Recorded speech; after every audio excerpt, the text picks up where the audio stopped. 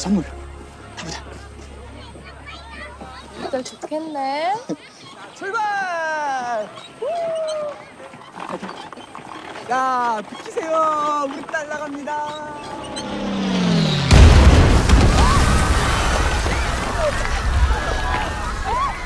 괜찮아. 무서워하지 마. 알았어. 얼른 서.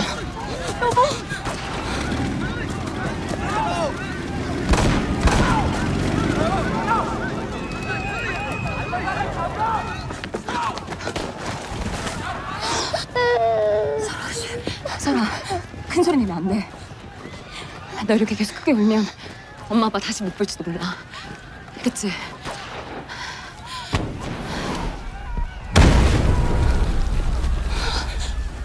설아, 잘 알고 있어?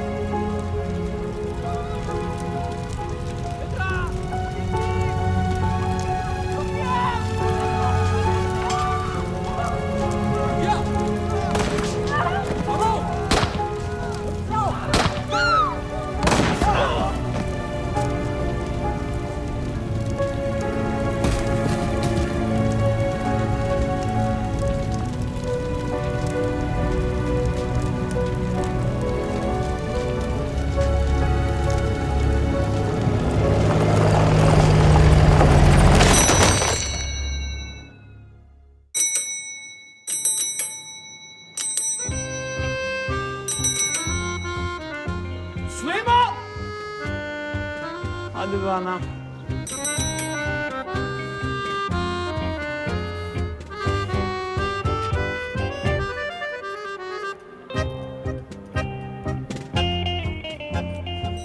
Süleyman!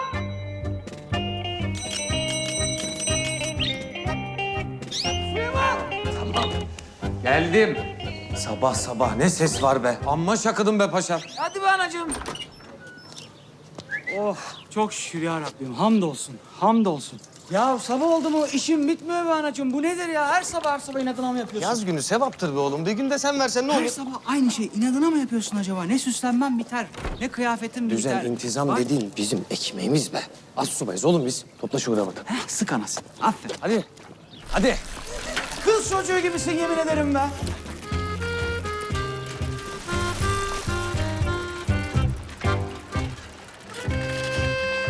Ya ne hayal edin biliyor musun? Elin adamları atlıyorlar bisiklete, dünyayı turluyorlar. Ha biz niye duruyoruz burada ya? Neden tıkılıp kaldık burada arkadaş ya? Ha oldu. Her gün evden birliğe dünya yol git. Yetmedi bir de dünya turu mu? Hadi be oğlum neredesiniz? Hızlar aç oldu. Basın pedallara basın. Ya bir sabahta görmeyin şunları olmaz mı? He? Kaplıca musluğu gibi. Zırıl zırıl terledim be. Konuşmasan terlemeyeceksin işte. Bas pedala. Bas.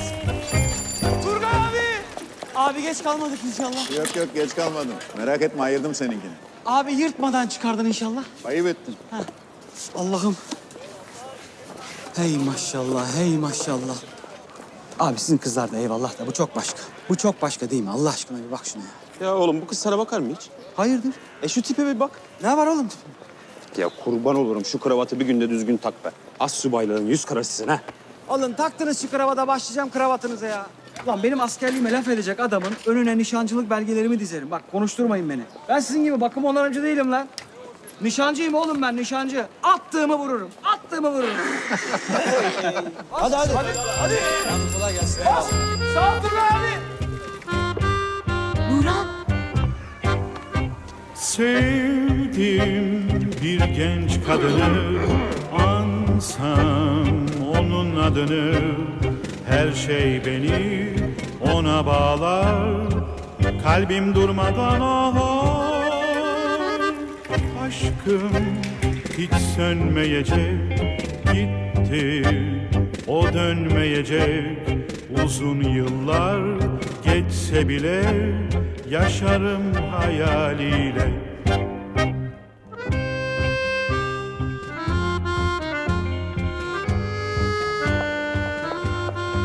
Babamgiller Kore'ye asker göndereceğiz diyor.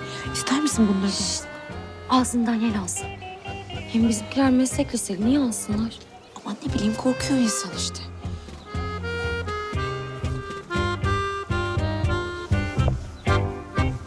Kalbim özlüyor onu.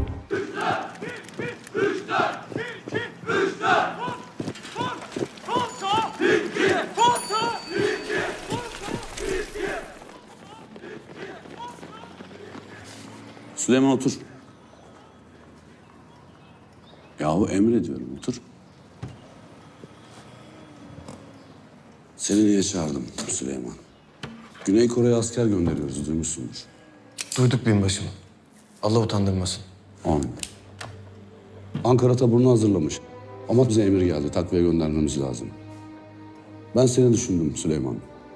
Senin buradaki yokluğun benim işime gelmez. Ama orada senin gibi iyi askerlere, mesleğinin erbabı askerlere ihtiyaç var. Ne dersin? Şeref duyarım efendim. Var ol. Bekleyenin var mı? Var binbaşım. Hem de canımdan öte. Vatanım gibi. Ya şu Koreliler birbirine çok benziyor değil mi? Benziyorlar tabii. Ya nasıl benziyor? Sana öyle geliyor işte.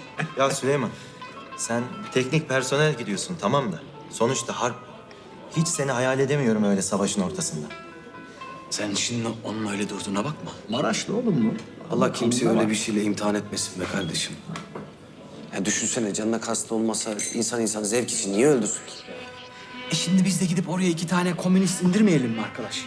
Yapmayalım mı bunu yani? Milleti orada iğne milletiyorlar orada. 2 tanesini de biz alalım aşağıya. Bu da mı geliyor seninle? Benim kardeşim oraya savaşmaya gidiyor. Ben ne yapacağım? Burada dönüşünü mü bekleyeceğim adamın? Kim koruyacak onu orada? Hem bunun kimi kimsesi yok. Sen konuştun mu oğlum ailenle? Nurhan'a haber yollasana İclal'le. Bu akşam mutlaka konuşmam lazım. Hep Ali ayartıyor seni değil mi? Onun gözü hep dışarıda zaten. Ona sırf macera olsun. Senin ne işin var ta Kore'de Süleyman? Bak böyle konuşma. Ta oradaki insanlar ya bizim ülkem de bana ihtiyaç duymuş. Kaçılır mı bundan Nurhan? Celal kaçıyor ama. Ben kaçamam ama. Beni de ben yapan bu. Sen de böyle sevmedin mi beni?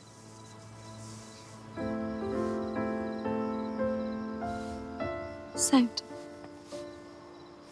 Uzak ama. Çok uzak.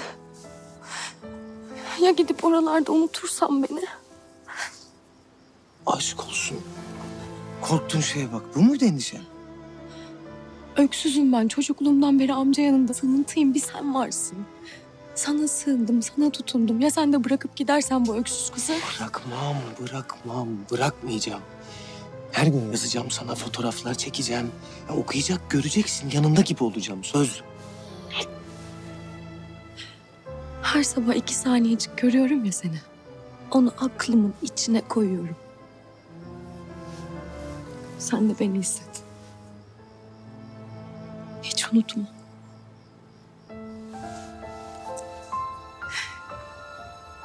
Sıcaklığımı hatırla.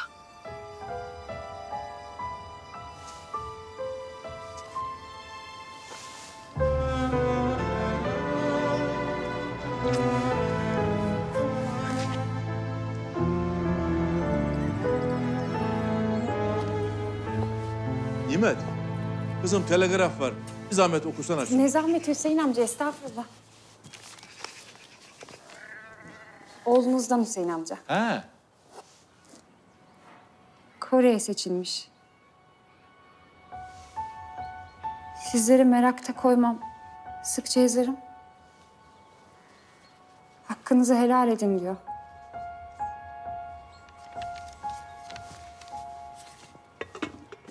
Ben gideyim, annem bekler. Türkiye'nin Kore'de komünizme karşı savaşmak Dünyanın için ta Birleşmiş öbür Milletler'in ucu. asker vermek Helal olsun gibi aslanlar. Bugün dış siyaset alanında attığı en büyük adımlardan Bir biri erkek olan evladım olmadı ki. gönderip gururlanayım. 4500 kişilik bir kuvvet göndermeyi derufte etmiştir. Halen Kore'de yalnız Amerikan... Sen yardımcısı ol Allah'ım. Sağ salim geri getir. Güle güle git Süleyman.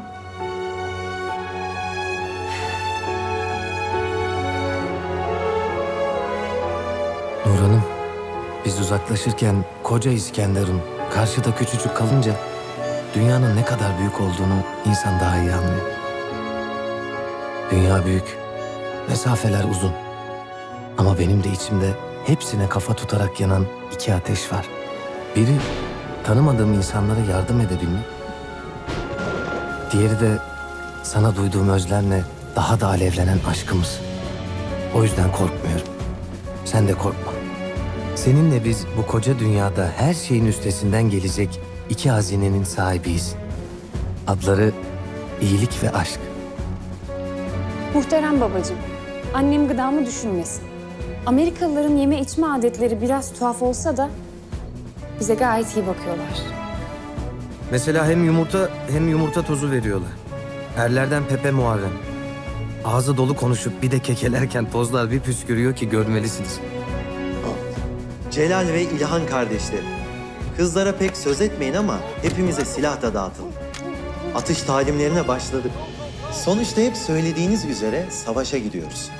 Amerikan silahları ve ordu düzeniyle ilgili bizlere filmler izletip eğitim veriyorlar. Kuzey Kore'nin 38. paralelin kuzeyine iten... Filmleri de bize Mesut Üsteğmen çeviriyor. Tercümanlık yapacakmış. Tanışmamız hayli ilginç oldu. Komutanım. Süleyman. Rahat. Sen motorize eder misin? Bana mazot lazım. Nereden buluruz? Ambardan hemen çektireyim arabanın bir tanesini. Yaşa be. Benim kameradana bu kadar karıncalar var. Ne cins olduğu belli değil. Bütün gece yiyip bitirdiler beni. Amerikalılara gemide karınca mı olur dedim. Güldüğüm neler. Olur komutanım. Limanlarda halattan tırmanıyorlar mübarekler. Her neyse işte. Bana mazot getir de orayı bir sildireyim. İyi de o zaman ölürler. Öldürmeyip ne yapacağız? Besleyeceksiniz.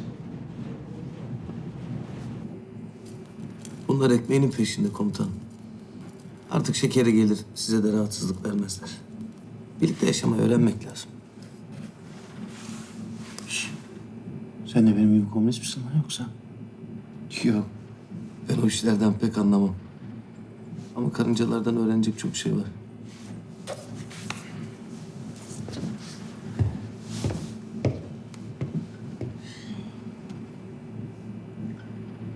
Daha karıncayı bile incitemeyenler savaşa gidiyor.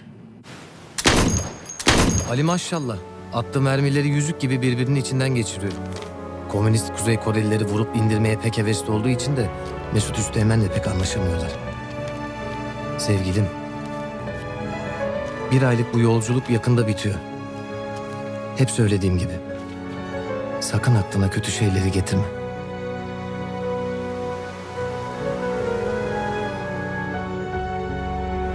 Do you have a religious imam? Understood? Hanım hayırdır? Aranızda din görevlisi var mı diye soruyorlar. Yani namazımızı, niyazımızı kadar iyicene bilgilendiler galiba. Yok lan namaz abdest sormuyorlar. Onların da kendi papazları var ya. Eğer pazar buraya vaaz vermeye gelmediklerine göre. Ya neye geldiler? Hep sen atıp hep sen vurmayacaksın ya hala subay. Ya onlar da bizi vurursa? Herkesin ölüsü kendi dinine göre gömülecek.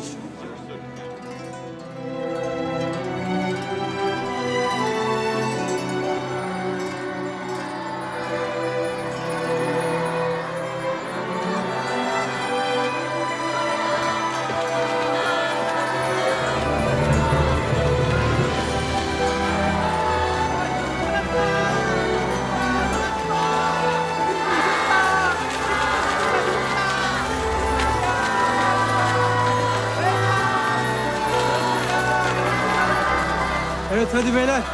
Daha 95 kilometre yolumuz var. Kuzeye Tegu şehrine gideceğiz.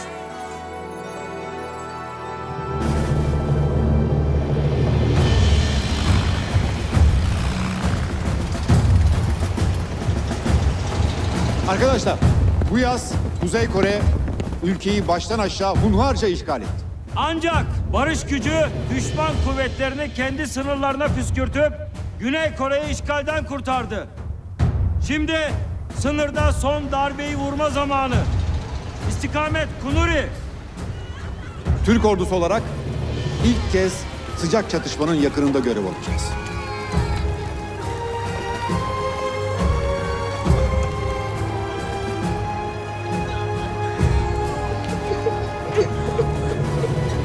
Ulan Allahsızlar memleketi ne hale getirmişler be. Yolda gördüğünüz tabloyla nasıl kutsal bir görevde olduğunuzu daha iyi anlamışsınızdır. Arkadaşlar, burası o son vuruşun yapılacağı hattın ardı. Taktiksel önemi çok büyük.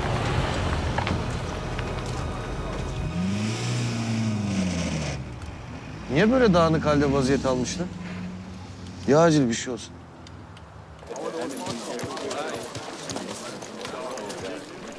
Amerikalılar bu iş bitti diyor. Bir aya kalmaz Noel'de evde olurmuşuz. Ateş başına gelin de marshmallow yiyip bir şeyler içelim der. Ya marshmallow nedir ya? O kadar yolu biz lokum yemeye mi geldik? Bize de burada oyalanalım diye işte öyle yalandan iş vermişler. Sen de belki birkaç çeteci vurursan kendine gelirsin. Sıçayım içine ya. Bir geldik olay bitmiş. İşine gelirse Amerikalılar ister biz yaparız. Ha, ne demek istiyorsunuz yani? Bizi burada kullanmaya mı çağırdılar? Ha, bize güvenmiyorlar mı? Ondan mı attılar cephenin arkasına? Burada gerçek bir vatansever gibi ülkene faydalı mı olmak istiyorsun? Yoksa komünist mi olmak istiyorsun? O nasıl laf ya? Siz kimin tarafındasınız komutanım? Niye? Ajan diye rapor mu edeceksin? Tehdit mi ediyorsun beni? Hayır söyleyin de bilelim yani. Kimin tarafındasınız? Biz de ona göre davranalım ya. Komutanım, ben işimi iyi yaptığım için gönderildim. Hepimiz gibi. Bu konuda hemfikirsek lütfen işimize dönelim. Bu araç trafiğini derhal bir düzene sokmamız lazım. Acil bir durumda hareket edemeyiz. Ne acil durumu Süleyman? Adamlar av partisi bitti diyor. Bu iş bitti.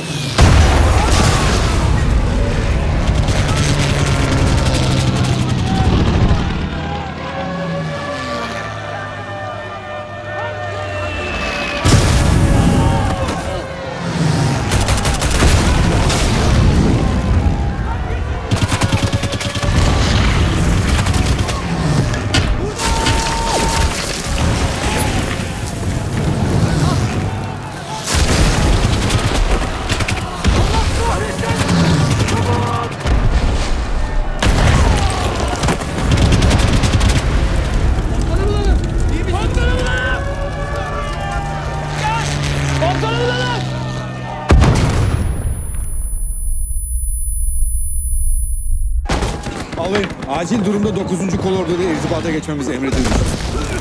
Haberleşmek kesik. İzin verirseniz ben oraya giderim. Bana iyi bir şoför lazım. Emrinizin komutanım. Tercüman da istiyorum. Emredersiniz komutanım. Siz kolordudan yeni emirleri alın sonra bizi bulun. Sorusu olan...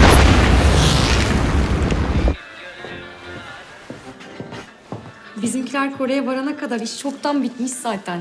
Erkenden dönecekler yani. İnşallah döner dönmez amcamdan ister de beni. Biz de Celal'le yüzük bakıyoruz. Desene o zaman Bahar'a çifte nişan var. İclal, şu gelinlikçiye gidelim mi? Çok güzel bir tane koymuşlar vitrine.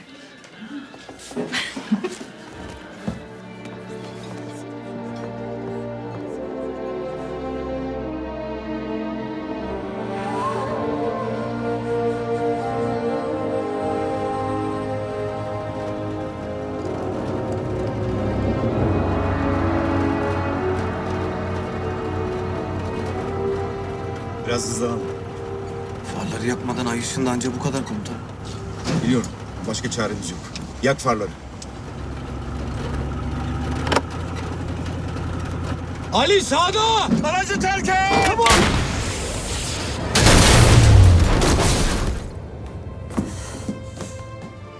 Nimet, ne oldun kızım? Hayırdır inşallah. Şimdi bir sıkıntı var anacığım.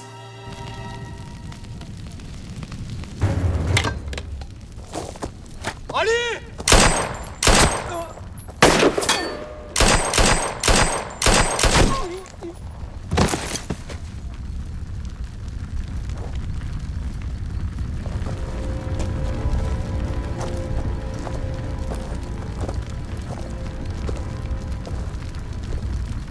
Komutanım bunlar sizinkiler miydi ya? Bence bunlar sizi pek sevmiyorlar. Herkes iyi mi? Yoldan gidersek keklik gibi avlanacağız. Yolu ormanın içinden takip edeceğiz. Hadi yürüyün.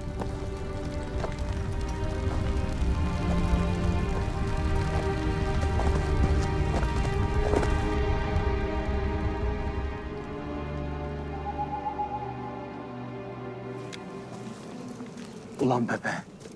Biz seni muhafız diye almadık mı lan yanımıza? Evet komutanım. Evet komutanım. Niye ateş etmiyorsun o zaman? Hayır komutanım. Alışmadım ki bu gavurun tüfeğine. Bir de hep durma galiba. Vallahi gücüm gidiyor bak. Lan sen demedin mi bana Pepe derler? Benim adım... Bari ince demese de. Bu bile.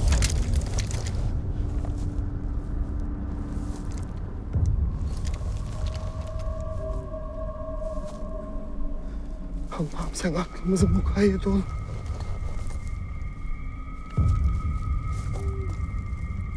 Vay alçaklar. Çoluk çocuk hepsini katletmişler. Gözünüzü dört açın. Bunu yapanlar hala buralarda olabilir.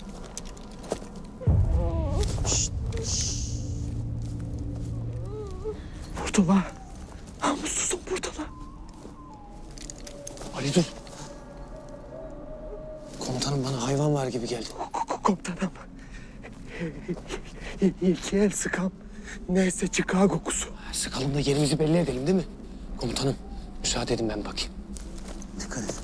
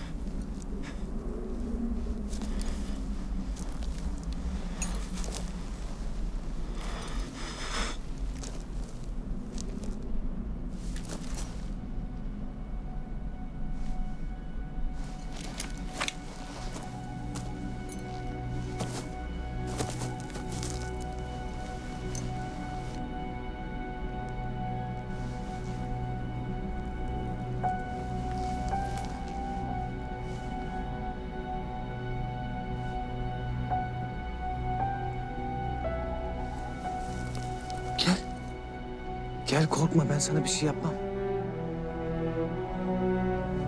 Gel.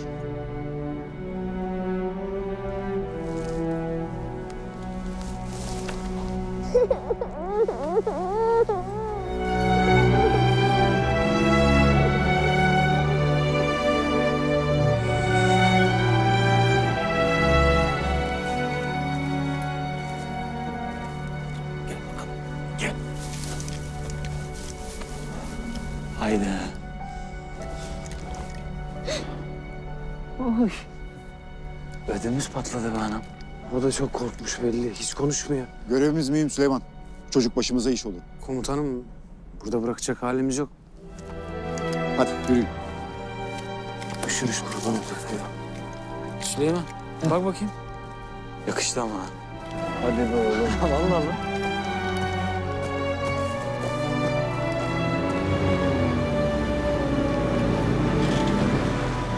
Bir yere ayrılmayın. Komutanım çocuğu da bir sorsanız ya. Kaldı burada ne yapacağız? Kusura bakma Ali ama bu kadar mesele varken koca genele bir de çocuğu mu soracağız? Komutanım İnci bu kız Güney Koreli mi yoksa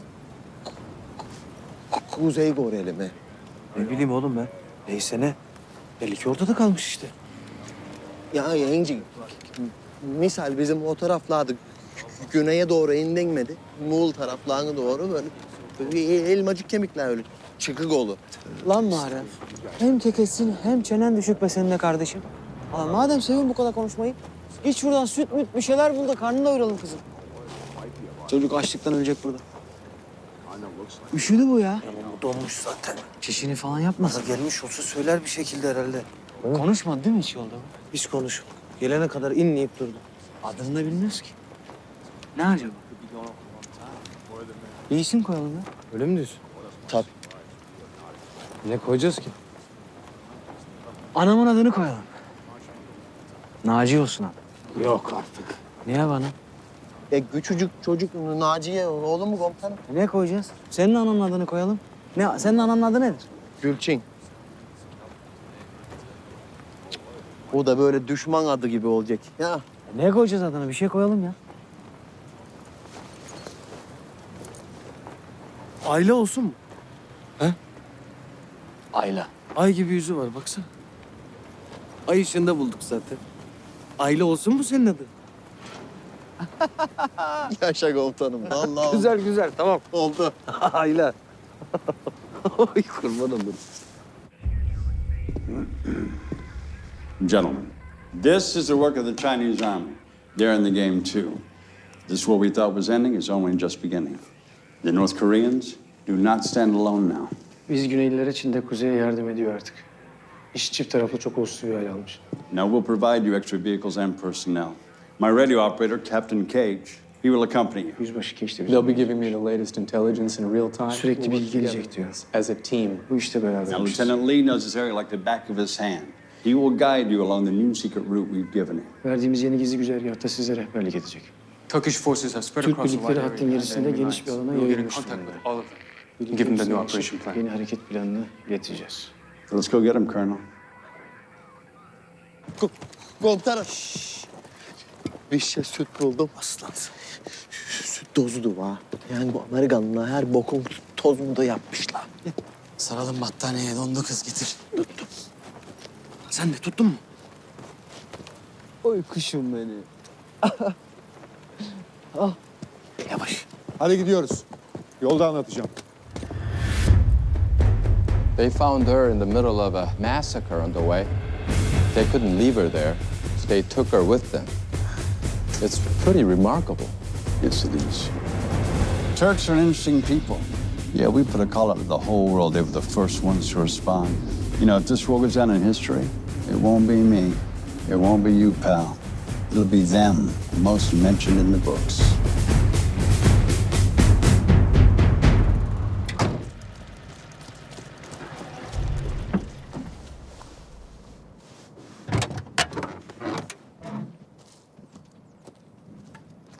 Sen kızla kal ben bir bakayım. Sen acıkmadın mı daha? Bak bende ne var. İster misin süt? Ama yapma öyle suratını. Önce ben içiyorum tamam mı?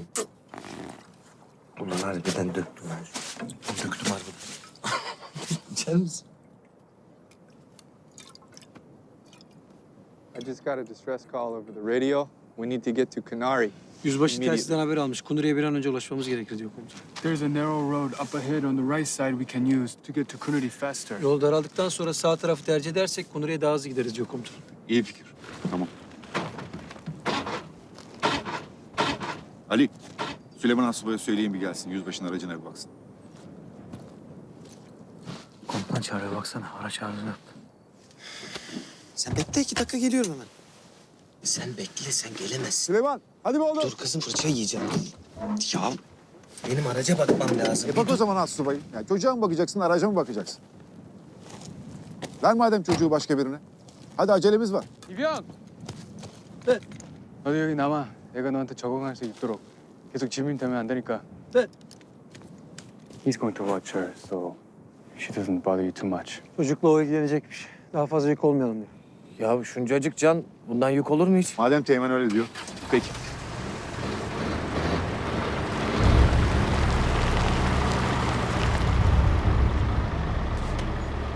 Bak seni kimselere vermedik ama uslu uslu otur tamam mı?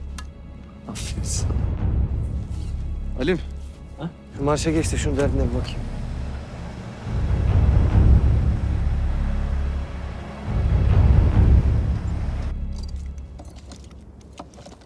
Tövbe tövbe. Çıkartırken hiç mi bakmamışlar anlamadım ki. Bunlar benim emrimde olacak var ya 3 ay keserim çarşıları. Kes tabii ya. Oh be. Sen bas bakayım şu marşa. İşte aradığımız, özlediğimiz Süleyman bu be. Bas hadi bas. Geldi.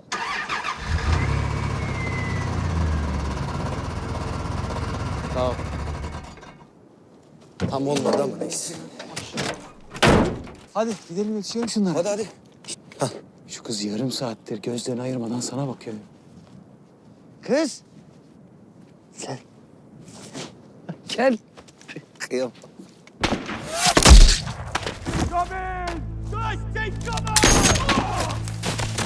Kızı al!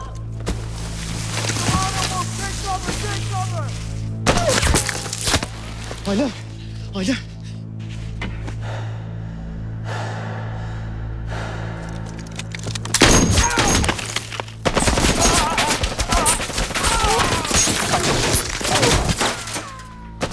Kız iyi, kız iyi, kız iyi.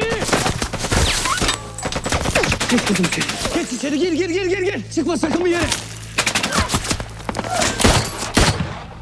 Dört gibi kaldık burada amına koyayım.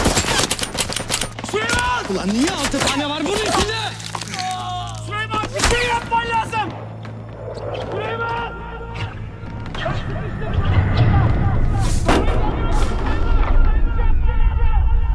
Ali arkamı koru.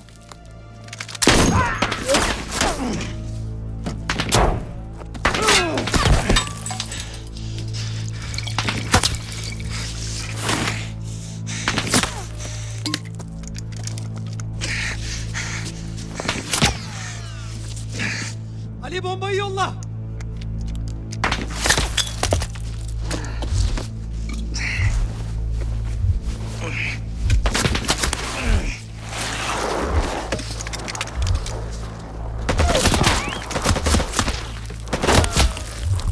Yolla.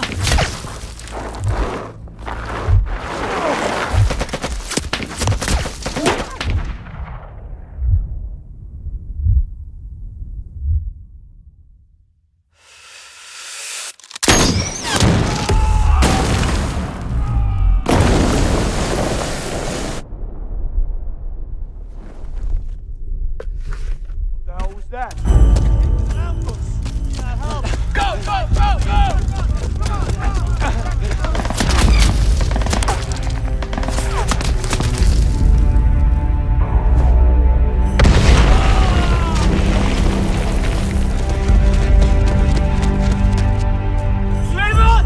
Dikkat et köpek sürüsü gibi geliyorlar. Aşağı inerlerse yanarız. Tamam korkma tamam.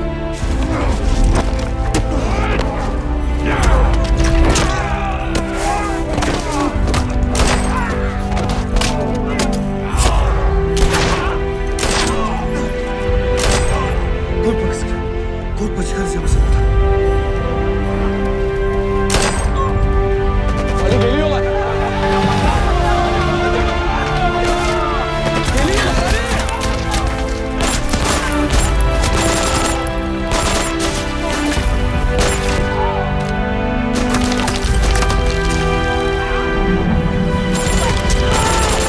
Süleyman ne yapacaksan çabuk yap.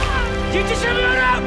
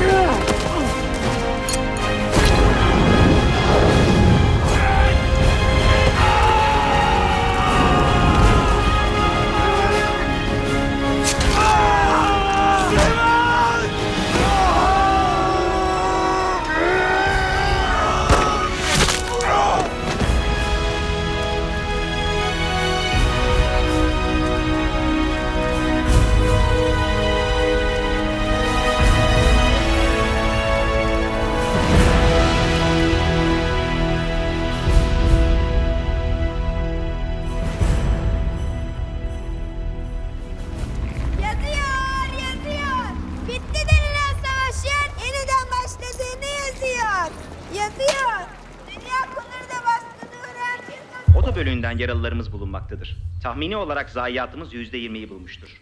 Kahraman Mehmetçik türlü hala habere dört hazırlıklı tarafın düşman olmak içinde lazım. bulunduğu halde bütün Birleşmiş %20 Milletler zayiat ne düşman demek? topluluklarıyla Gemiye çevrili binen bulunan her 5 Türk kişiden kuvvetlerine biri bu sabah deniyor. hareket ettiler.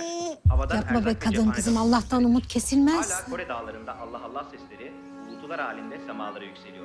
Kunuri şehri de düşman işgali altındadır. En son dakikada Kunuri'den ayrılan küçük Türk konvoyu şiddetli mitralyoz ateşi altında kalmıştır. Oto bölüğünden yaralılarımız bulunmaktadır. Çinliler de düşman arka çıkınca sınırda Kuneri denen yerde 3 ağır gece yaşanmış. Süleymanlar da orada. Ne diyeceğimi bilmiyorum Nurhan. Haber bekleyeceğiz. Ona dedim. Dedim gitme dedim. Dedim ben ona dedim. Nurhan.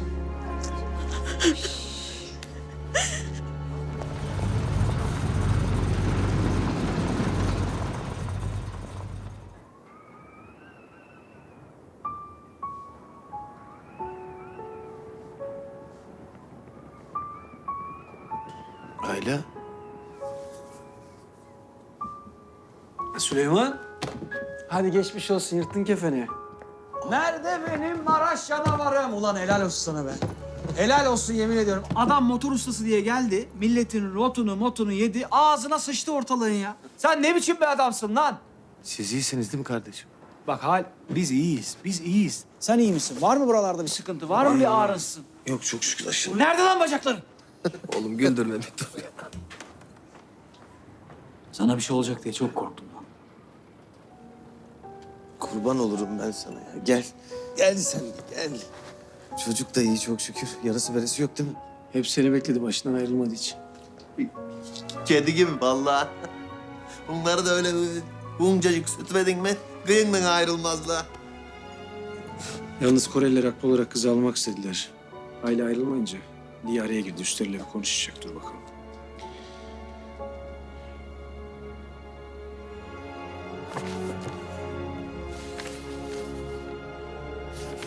전쟁과들이 계속해서 늘어나고 있습니다.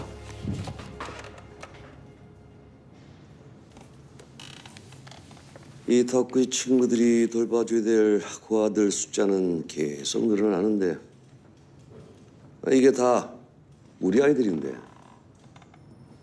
우리가 먼저 이 아이들 다 모아서 잘 커갈 수 있도록 어떤 대책을 만들어야 되는 거 아니야? 중공군이 북한군을 지원하고 있는 상황입니다. 남쪽으로 후퇴하며 싸워야 하는 이 시점에 군을 제대로 정비하려면 시간이 걸릴 것 같습니다. 터키군 측에서 아이들을 위한 학교를 짓겠다고 제안을 해왔어. 터키 친구들과 제일 친한 이소희. 아무래도 아이들이 생활할 학교가 완성될 때까지는 그 아이들을 안전한 사령부에서 데리고 있는 게 좋을 거라고 생각됩니다. 장군의 결정에 따르겠습니다.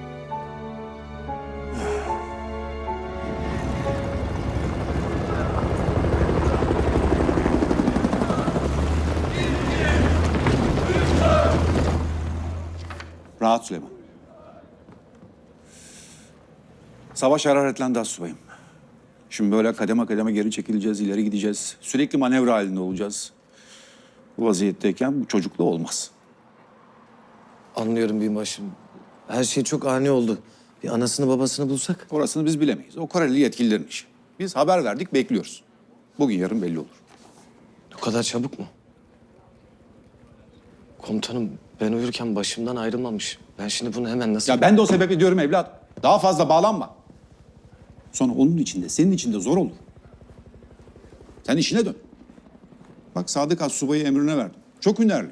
Yokluğunda epey iş gördü. Şimdi sen de çocuk bakıcılığını bırak ve görevini devral. Hadi bakayım. Emredersiniz komutanım. Ha Süleyman. Cesaretinde gurur duyduk. Kunuri'de büyük çarpışmalar oldu biliyorsun. Çok da kayıp verdik. Ama Çinlilere de geçit vermedik. Sayemizde tüm müttefik ordular zarar görmeden geri çekilme imkanı buldu. Bu sebeple Güney Kore makamları kahraman askerlerimizi bir madalya töreniyle onurlandırıyor. Sen de hazırlan. Yola çıkılacak. Yalnız çocuğu Sadık'a emanet et. Oralarda ayak altında görmeyin. Bu kadar. Siz hiç üzülmeyin astsubayım. Anası babası yoksa da biz burada onun abisi, amcası, dayısı sayılırız. Ailemizin her şeyiyle ilgileniriz. Kıyafetlerini de ben diktim zaten. Sen mi diktin? Ben köylülerden aldınız zannettim. Kumaşı nereden buldun? Sardınız battaniye mi subayım? Terziliğim de vardır çok şükür. Baktım üstü başı yok Sübyan'ın. Daldım göz kararı makasla. Bir palto sıcacık tutar şimdi onu. Yoktan var ettim diyorsun. Zaten öyle derler. Şimdi benim az kafa kırık diye bu terfileri alıp çubukları takamadım ama Yaradan'ın gücüne gitmesin. Ne lazım olursa söyleyin, yoktan var ederim. Eyvallah. Leyla. Bak ben şimdi gideceğim. Sen de burada Sadık abinle kalacaksın. Tamam? Anladı galiba. Hadi bakalım.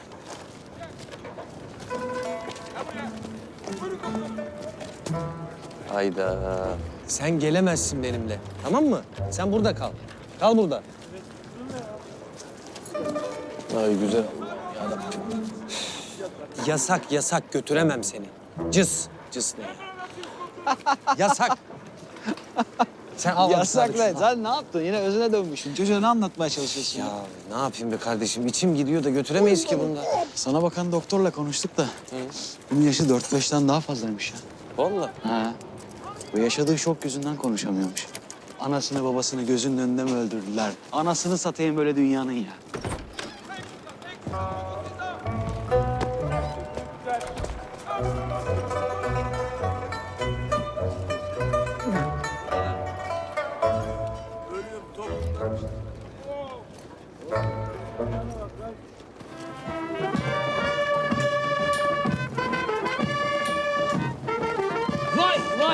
Vay ey maşallah be. Bayram yerine geldik yemin ediyorum.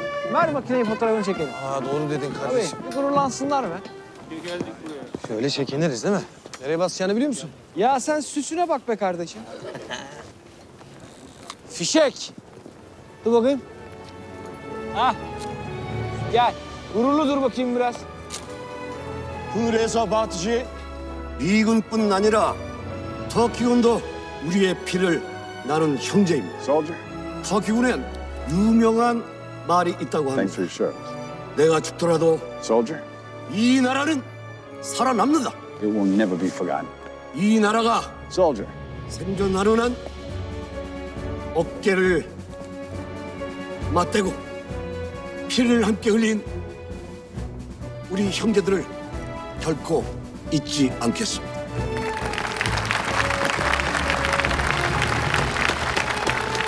Soldier, thanks for your service, pal.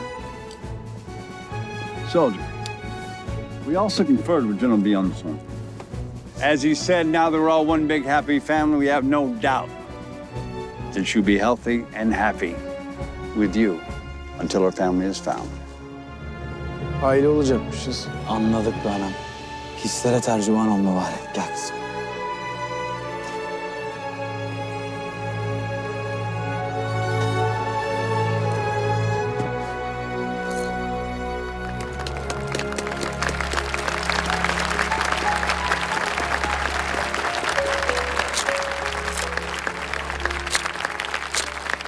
Gördüğünüz üzere hayli iyiyim. Aldığımız madalya ve övgüler bir yana, bu kız çocuğu savaşın içindeki hayatımıza girerek bu karanlık dünyayı adeta aydınlattı. İyiymiş işte. Niye assın suratını hemen? Azıcık gül artık ha. Bilmiyorum İclal. Ona bir şey olacak diye çok korkuyorum. O bu küçük kız için hayatını hiçe sayıyor. Ya ölseydi?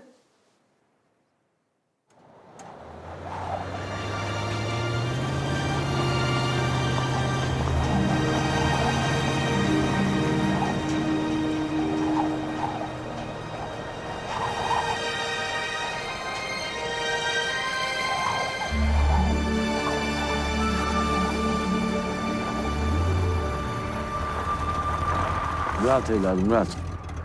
Süleyman, bunlar memleketten. Hanımdan istemiştim, sağ olsun göndermiş. Aile kızımız nasıl, iyi mi? Sağ olun komutanım, gayet iyi.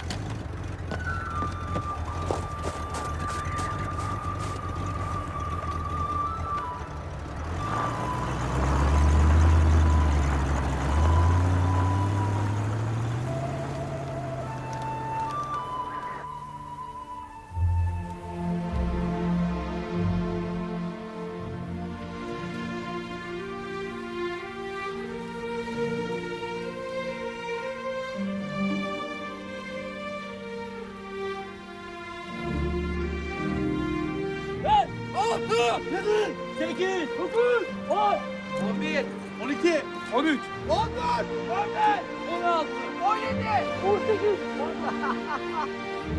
Yavaş. Al onu. Lan oğlum çocuk var çocuk. At. Tut kızı. O yaptı. Aç bakalım ağzını kocaman. Aç. Kocaman aç ağzını. Aferin Ayla ya. Sen benim adımı biliyor musun?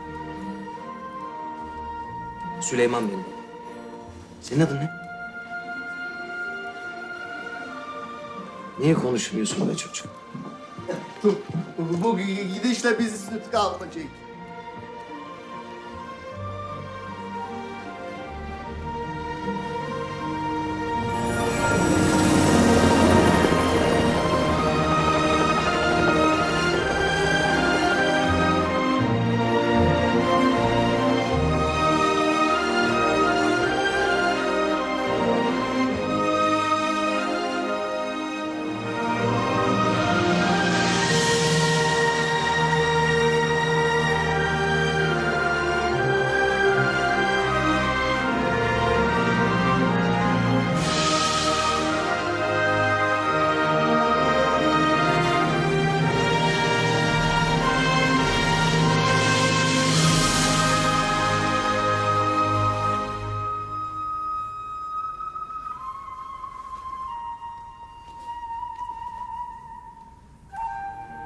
Hadi iyi geceler.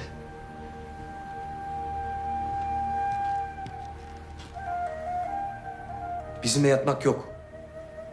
Sen orada yatacaksın. Senin yerin orası. Orada yat sen. Tamam mı? Hadi bakalım.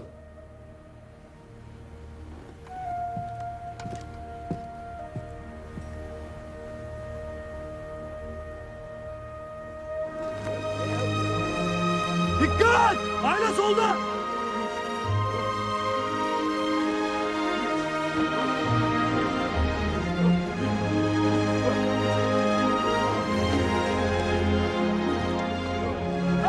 Allah!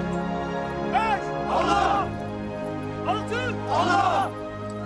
7! Allah! 1, 2! 3, 4! 1, 2! 3, 4! 1, 2! 1, 2! 3, 4! 1, 2! 1, 2! 3, 4! 1, 2! 3, 4!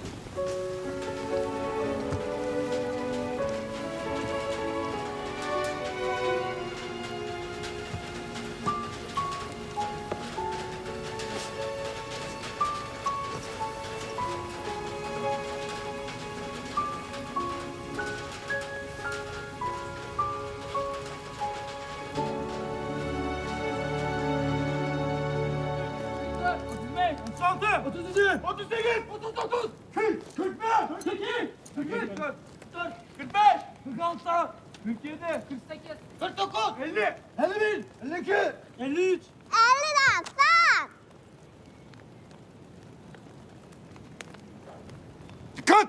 Emredersiniz komutanım. Oğlum bu bayağı konuşuyor be. Senin ellerinden beslendi. Kolay mı?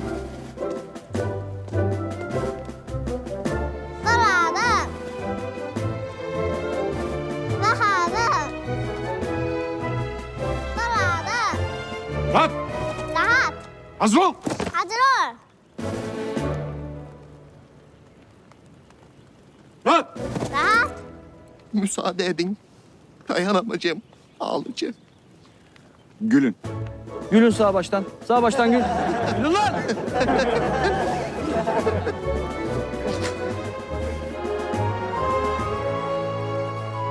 Şimdi bu kız Kore dilinde okuyabiliyor öyle mi? Konuşunca ilk iş bir kağıt verdik okudu. Kore dilinde okuyor ama kendi adını yazıp söyleyemiyor. Adını Ayla biliyor. Benim de aklım ermedi vallahi. Madem öğreniyor, öyle kulaktan dolma olmaz.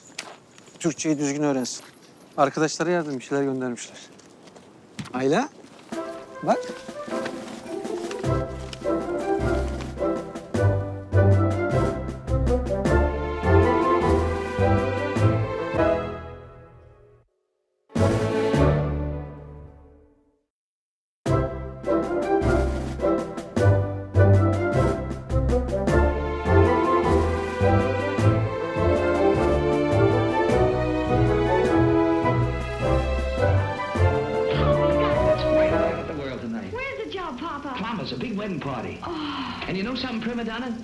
Ya benim kızım filmini versinler. Bu ne ya? And why not? Ain't I the Brooklyn Thrush? Oh, Papa! And now you'd better be getting my apron iron. Have it a jiffy, Papa. It's on. That's my prima donna. Early one morning, I heard a maiden singing.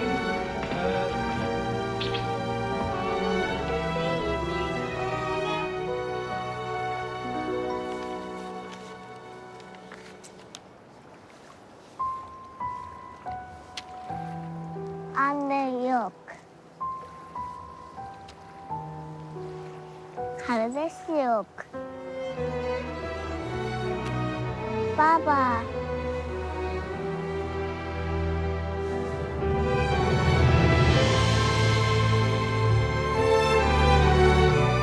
Kızım. Baba. Kızım.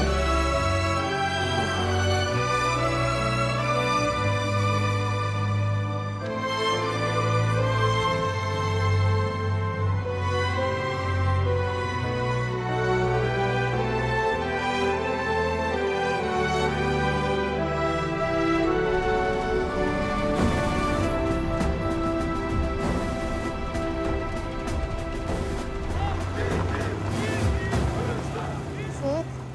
Yat. Uyu. Bu hafta sonu çarşı izini hak etti. Tokyo'ya gidebiliriz deniyor mu? Konuştum onu. Ama sürpriz. Önce kitap bitecek. Hadi hadi. Yut. Açlık. Yut. Açlık. İşte bisiklet. Bisiklet, evet. Bisikleti de öğrendi benim kızım. Aferin sana. Bisiklet. Evet, bisiklet. Gel. Nereye kız? Dur. Ne oldu? Tamam geldim. Nereye? tamam geldim. Dur.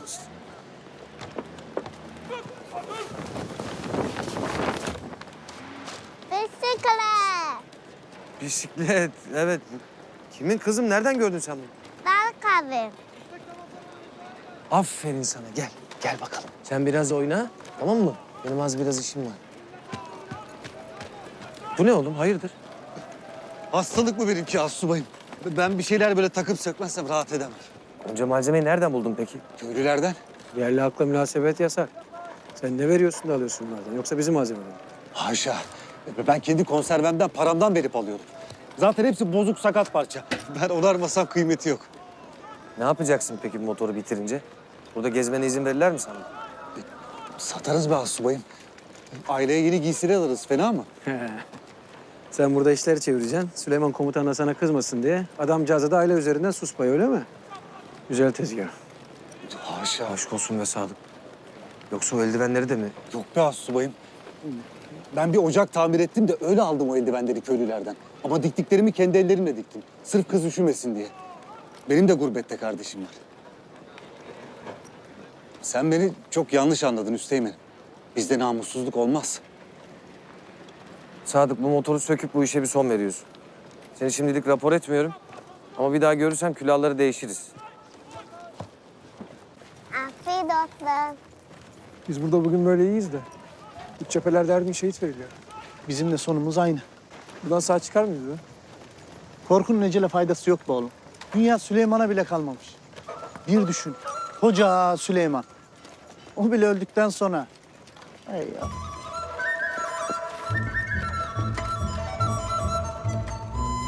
İnsanların hakkında çok çabuk karar veriyorsun be komutan. Benim de kafam karışık be Süleyman. Kalp kırmamak lazım. Kızım. Ayda. Niye ağlıyorsun sen? Ne oldu?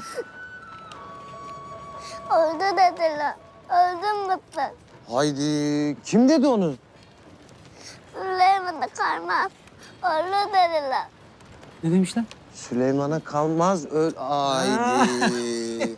Süleyman ben değilim o Süleyman. Başka Süleyman o. Masal o Aylacığım, masal. Ben değilim o Süleyman. Başka Sultan Süleyman. Süleyman Ben o. değilim o. Yanlış davranmayacaksın değil mi? Ölmek yok. Yok ölmek. Ona mı ağlamış bu ya?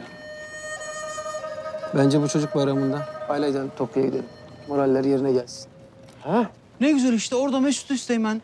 Benle uğraşıp duracak artık Allah ne verdiyse. Yok yok bayram uğraşmam.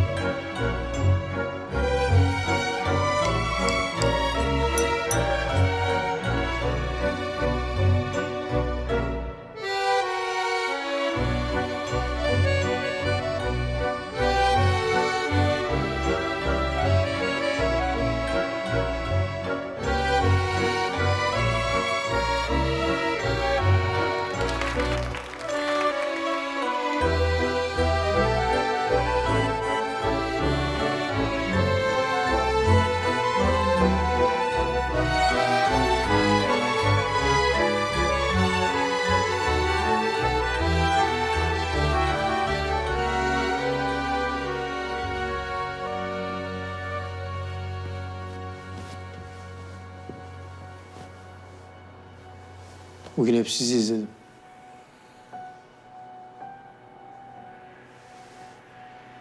Bu kuşu aldın, iyileştirdin. Sonra da uçurdun. Türkiye'ye gitmemiz az kaldı. Nasıl ayrılacaksın? Ya da o bizden nasıl ayrılacak?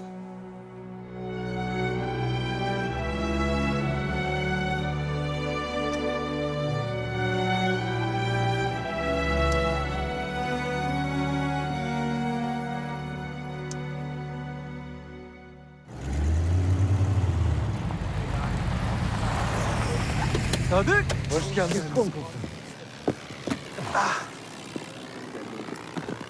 Asubayım, kimseye bir şey demedim ama Ayla'nın ailesini bulduk galiba.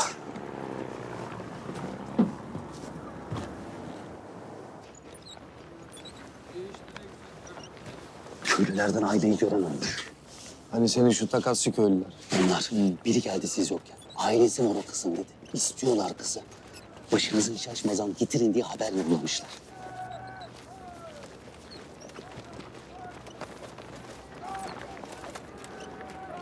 Kimseler gidip ben görüşeceğim. Ama yalnız. Gidilmez Süleyman. Bırak ben de geleyim. Ben az bir şey anlarım bunların dilinden. Olmaz oğlum. Sen aileye göz kulak ol. Hele Ali sakın duymasın. Ayla. Güzel kızım. Bak bakayım ne yazıyor burada, oku bana. Ama önce bir söz ver bana. Bu gece uslu duracaksın, tamam mı? Ali abinin radyosunu aç, dinle güzelce. Benim ufak bir işim var. Geleceğim hemen. Tamam mı? Tamam. Aferin benim akıllı kızım. Oku bakalım hadi.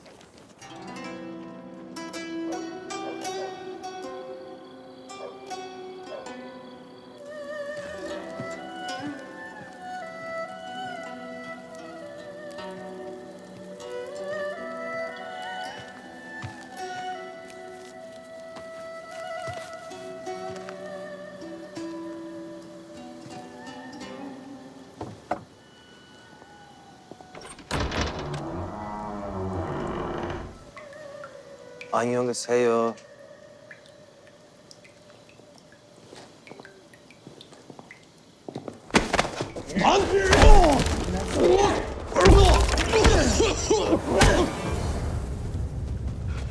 Komutanım, size bir şey diyeceğim ama benden duymuş olmam.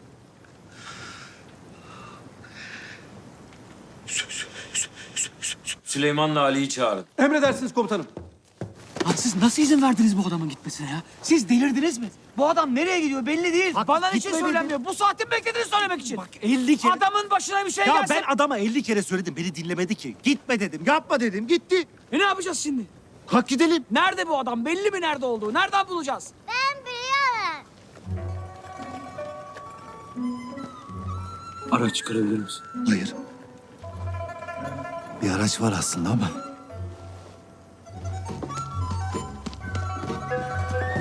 Süleyman Astub'un görürse beni öldürür ama.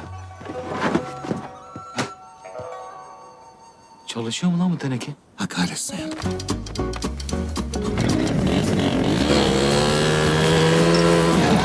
Ulan bisikletle dünyayı gezecektim. Düştüğüm duruma bak ya. Nasıl yıkamayız lan? Bıraksana. Bu şekilde değil. Ben hala. Ben nasıl ki? Anlamıyorum. Sen yine şu an. Şu. El içince hiç anlamıyor. Koyun bırakın ya. Şu.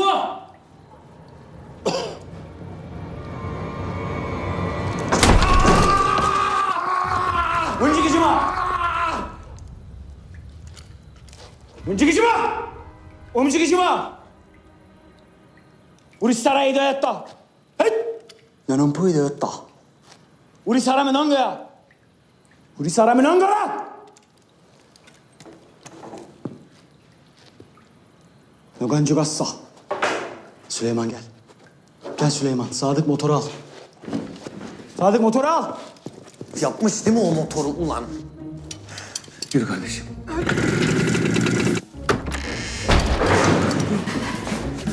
Ne dedin oğlum sen adamlara?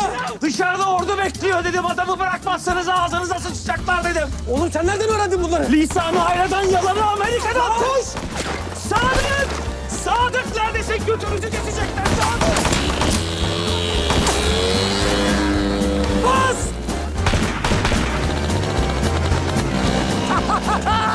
Ey yavrum be! Sen niye yapıyorsun böyle kafana göre işler ya? Ne bileyim be oğlum. Kızın ailesi sandım. Ya gerçekten ailesi çıksaydı? Bas Sadık bas! Bas! Bas! Nasıl motora bastım ayağım? Bu motor... Allah canım. Tut lan seni tut manyak. Ben sana soracağım sonra. Nerede bu adamlar? Üsteğmenim. Ey yavrum motora bas! Süleyman Asubayım. Acık fenadı da komutanım. Affedersiniz. Haber olmuş. Alttan üstten salıp dur. Peki Ali nerede? O da mı?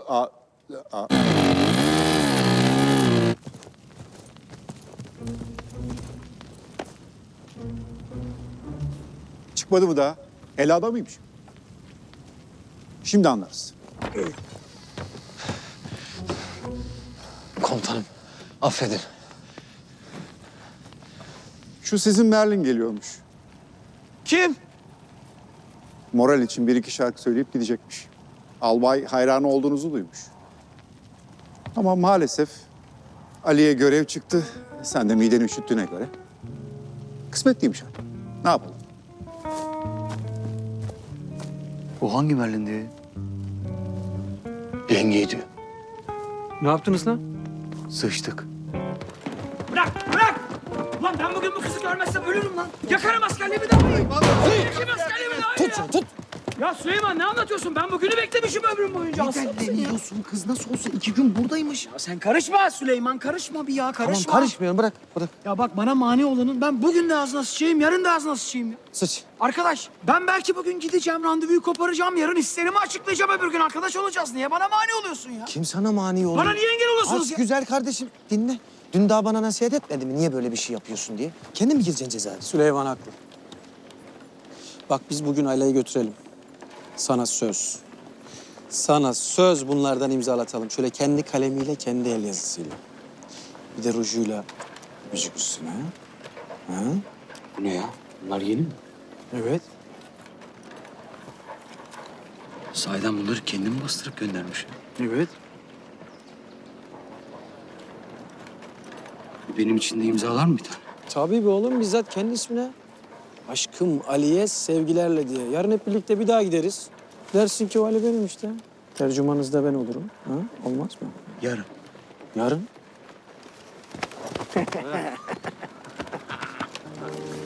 Söz mü be? Söz dedik ya. Söz mü be Süleyman? Söz be anam. Söz mü be anam? Söz be anam. Söz tabii. Değil mi kızım?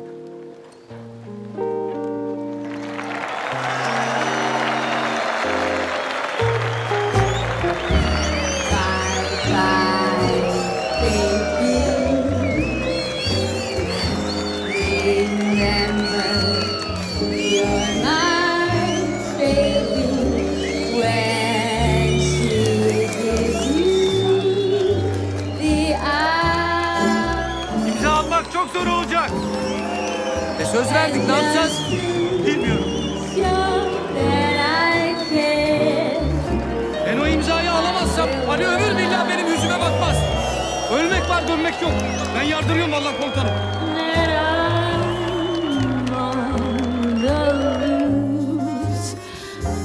But I'll stay on the square. I'll be lonely, but even though Affedersiniz. Affedersiniz. Affedersiniz. Çocuk vardı. El salla kızım, el salla. El salla. I'll be gone for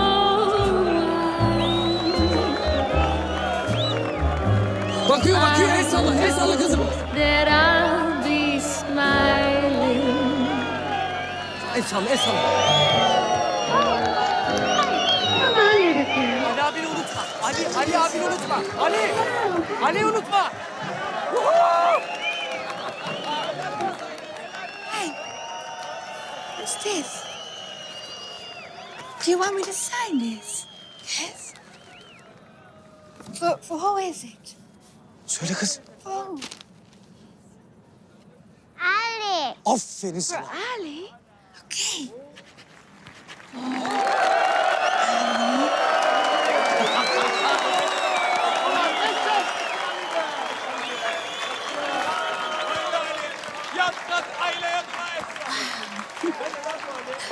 This is for Ali.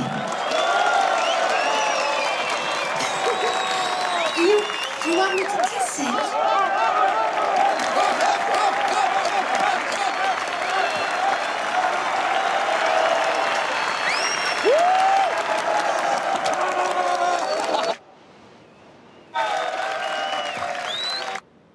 Bekle beni. Start the music again. With my baby by and by and by. With my baby. With my baby. With my baby. By and by.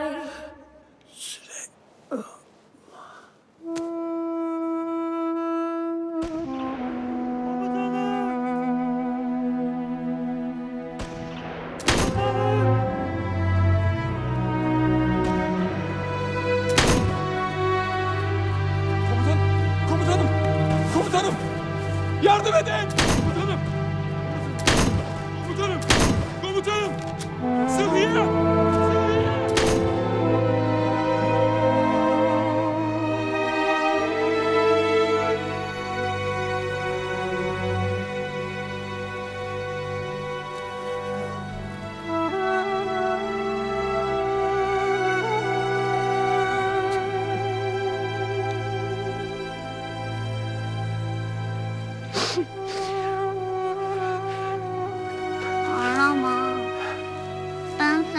hiç bırakmayacağım.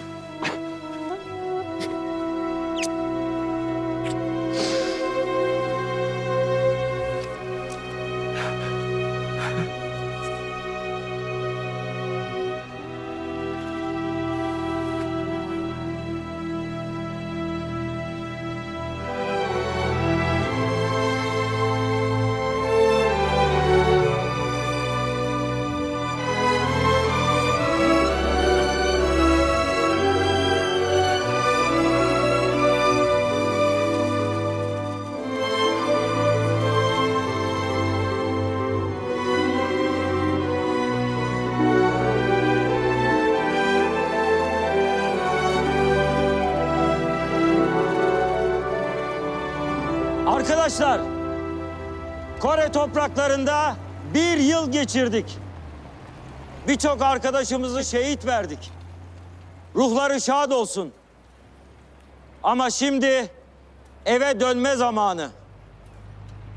Yeni birlikler kademe kademe görevleri bizden devralacaklar. Sizlere çok teşekkür ediyorum. Hakkınızı helal edin. Ayla, hadi ye sen ya kızım. Ama yemekle oynanmaz bak. İkinci birlik geliyormuş Üsteğmen. Evet, yerimizi alacaklar. Biz dönüyoruz artık. Önce erler, sonra subaylar, sonra da biz. Sizin adınıza sevindim. Ben gönüllü kalacağım. Belki bir dönem sonra dönerim komutanım. Biraz erken bir karar olmamış mı Süleyman?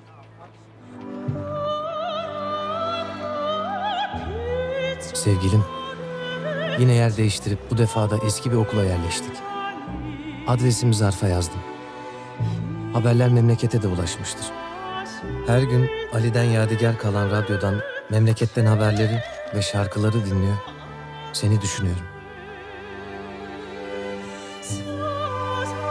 Ne olur, biraz daha sabır.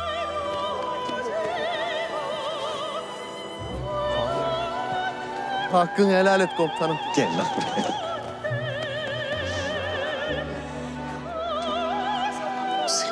Teşekkür ederim.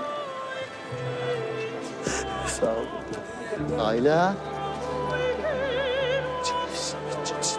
Çay.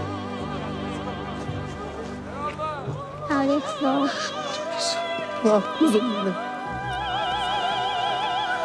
Kuzum benim.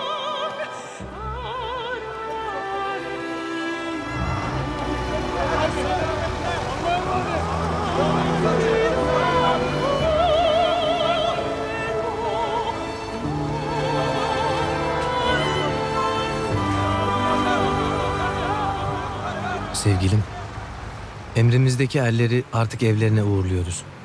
Yerlerine yenileri geliyor. Onları da yetiştiriyoruz. Anlayacağın bir süre daha burada kalacağım Nurhan. Bana bir şey var mı? Yok komutanım.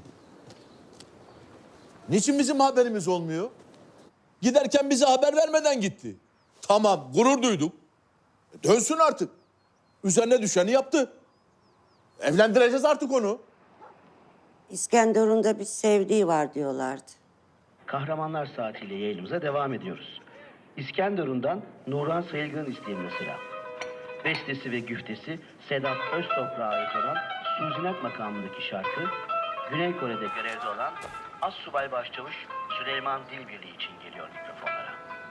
Ne çok çektim hasretini, bilsem ah ben. Diyor. Ne çok çektim hasretini, bilsen ah ben. Ne çok çektim hasretini, bilsen ah ben. Nerede kaldım, gelmez oldum, sevdiğim sen. Nerede kaldım, gelmez oldum.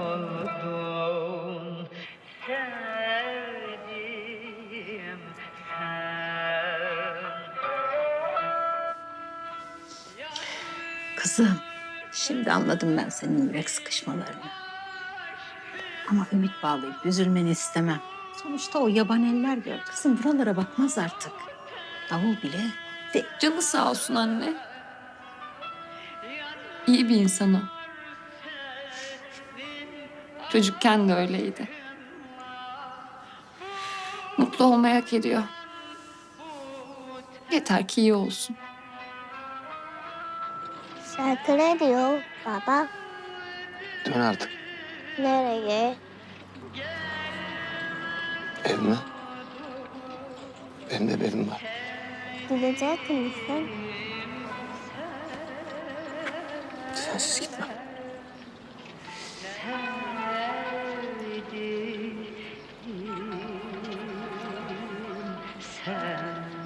Ne demek gene gitmiyorum ya? Öyle kafana göre olmaz bu işler Süleyman. Emir var. Silahlı kuvvetler personeli olarak bu çatı altında kaldığın sürece o emirlere uyacaksın. Aksi takdirde istifa edersin. Nasıl istifa edeyim binbaşım? Dönünce sorumluluklarım, söz verdiğim insanlar var. Ya oğlum ben de onu diyorum ya. Yazık değil mi o söz verdiğin insanlara? Aileye yazık değil mi? Alıştı babam diyor. Bensiz yapamaz artık. İzin versinler onu da götüreyim. O zaman dönerim. Yeter! Bu konuşma bitmiştir. Ayla buranın vatandaşı ve burada kalacak. Bana bir şey var mı? Yok komutanım.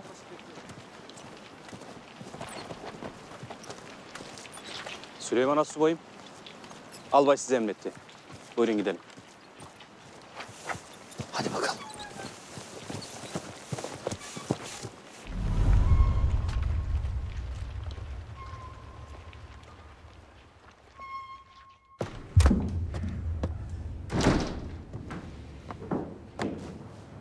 Rahat evladım, rahat. Cuma günü bir çıkartma gemisi kalkıyor. İzmir'e de uğrayacak. Onunla beraber seni de göndermemiz gerek. 10 güne kadar biz de gidiyoruz. Görevi yeni gelen subaylara devredeceğiz. Burada kalamazsın, toparlan. Siz beni anlamıyorsunuz. Ayla ne olacak peki? Ordumuz Suvan şehrinde söz verdiği yetimhaneyi açtı. Adı Ankara Okulu. Ayla hayatın orada devam edecek. Yaşıtları gibi okula gidecek. Hanımefendi de o okulun yetkilisi. Folayla. Ayla için bir şeyler getirmiş. Giyecek seni vermeni rica ediyorum. Birliklerimizde himayemiz altında bulunan aile gibi ne kadar çocuk varsa Bayan Jimin teslim alıyor. Sana minnettarlar. Sen de uzatma artık. Hem Ayla kızımız için de iyi olacak. Ayla burada bu vaziyette benden ayrılmaz ki. Hem ben de onun nerede yaşadığını görmek isterim. Ben de kendisine eşlik ederim albayım. Siz merak etmeyin. Bir iyilik yaptık. Böyle bitmesin.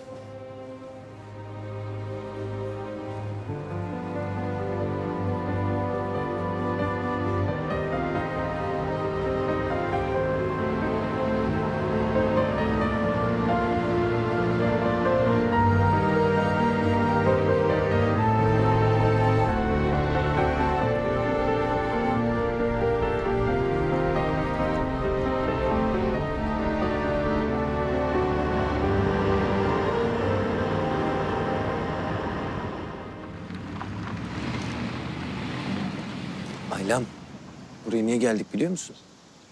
Burada çok güzel arkadaşların olacak. Onlarla tanışacaksın. Öğretmeninle gezmek ister misin? Ama okula da benimle gidemezsin ki be kızım. Bak yaşıtların ne güzel. Hepsi bir aradalar korkmadan. Sonra senin için korktu mu desinler. Babası yanında olmadan okula bile gelemiyor desinler. O zaman öyle mi? Hı? Tamam. Tamam. Aferin sana. 아버지랑 인사하고. Hadi.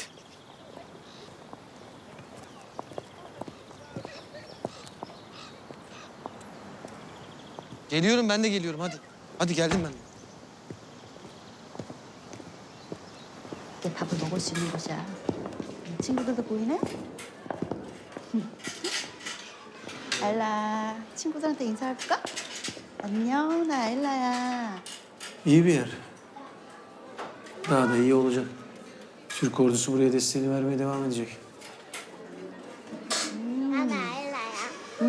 그래 잘했어. 이들이 친구들 인사하고. 이제 인사해볼까? 맛있게 먹어.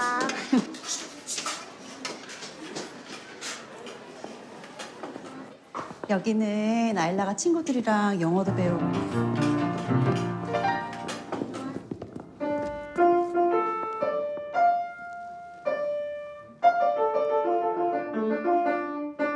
Bu çok güzel bir marştır Aylem. Marş yani şarkı gibi. Radyodakiler gibi mi? Radyodakiler gibi evet. Bak eğer bu marşı iyi öğrenir, herkesten güzel okursan seninle hep gurur duyarım, tamam mı?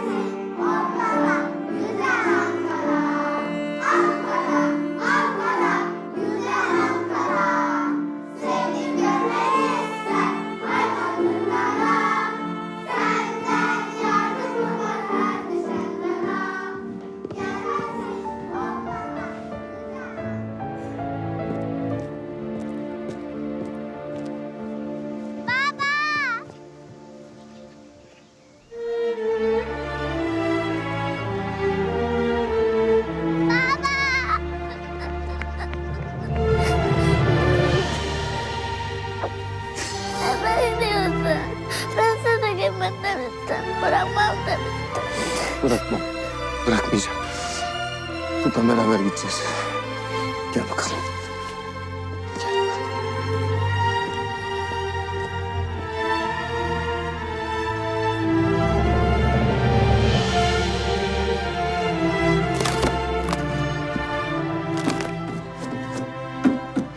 Biraz zor olacak ama havasız kalmaz.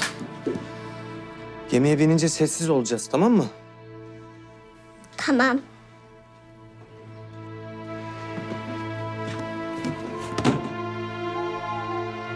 Gemiye bindikten sonrası kolay. Ben saklarım seni.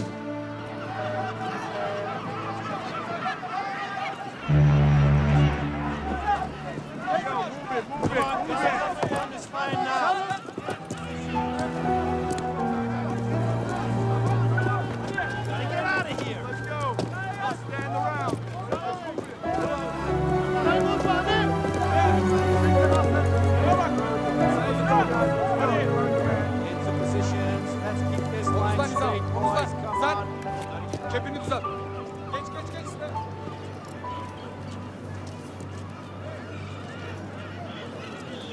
Evini özlemedin mi astsubayım? Gecikmişsin. Vazifemiz komutan.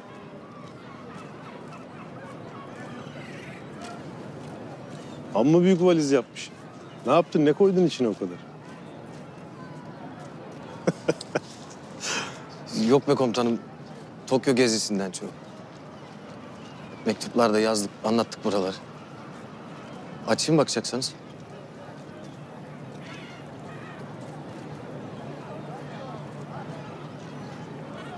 Astsubayım. Yolun açık olsun. Sağ ol komutanım.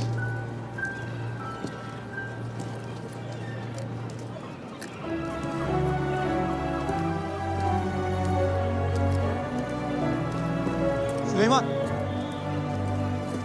Süleyman. Süleyman. Kız nerede? Açın valizi.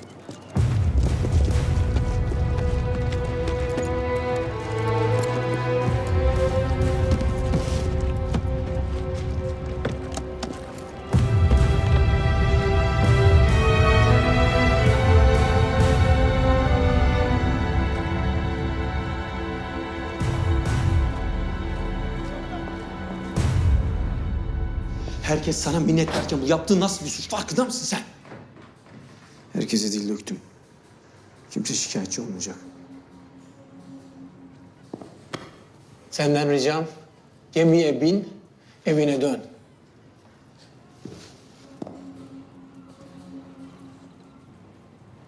Buraya gelirken her şeyi bırakın dediler. Bıraktık. Şimdi buradan giderken de aynısını istiyorlar. Ben Ali'yi bıraktım zaten.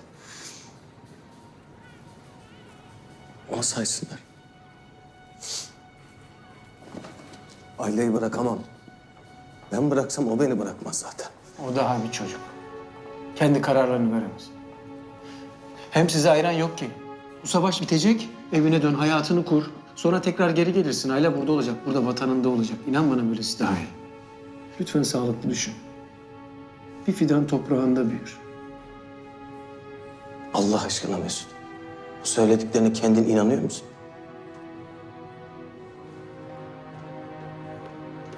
Ben sana inanıyorum.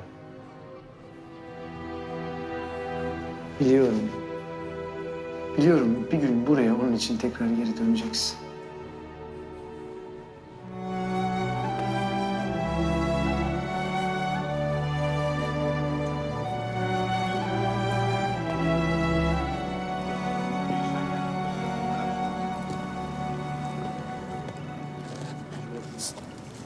Ağlamak yok.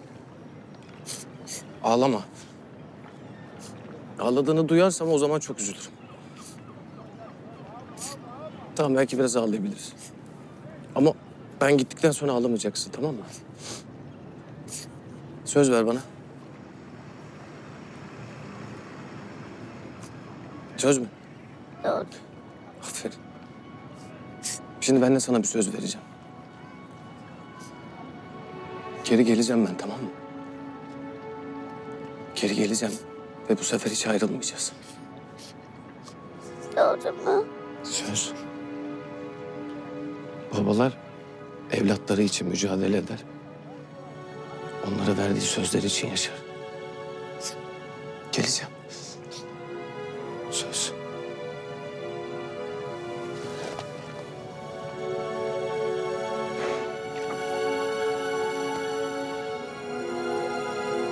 Geleceğim.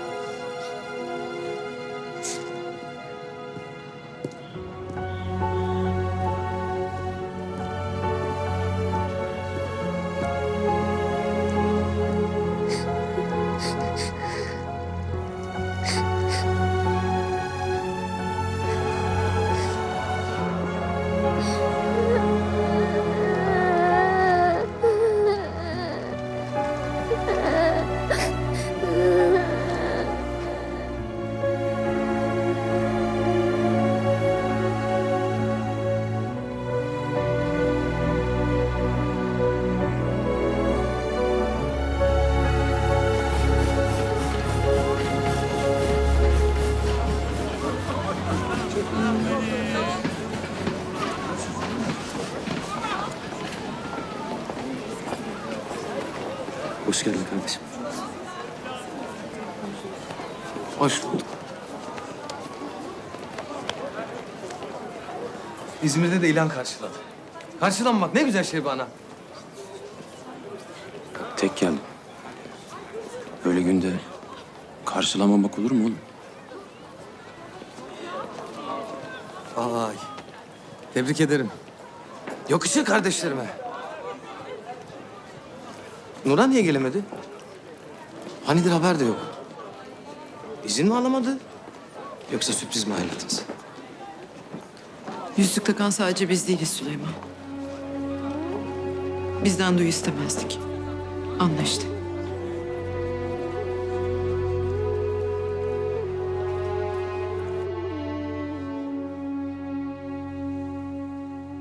Duyduklarım doğru mu?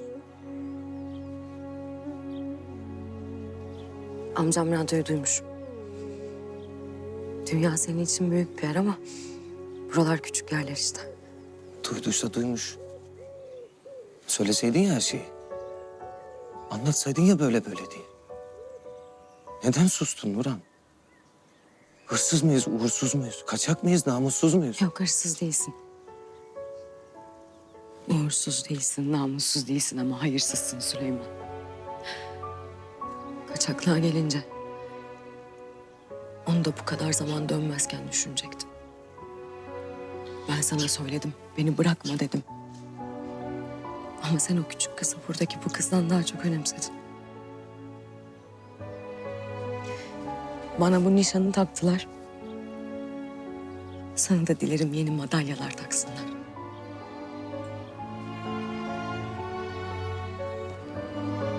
Allah'a ısmarladık.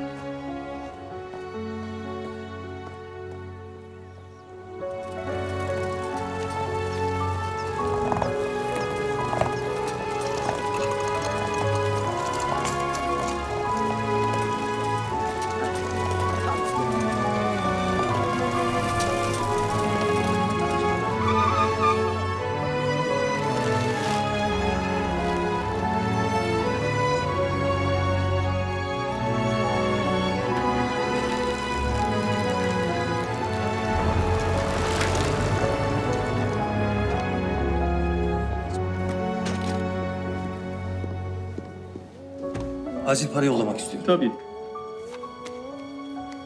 Baba, Allah'ın izniyle döndüm. Maraş'a geliyorum. Uygun gördüğünüz bir kızla evlenmek ve derhal buralardan gitmek istiyorum. Ellerinizden hasretle öperim.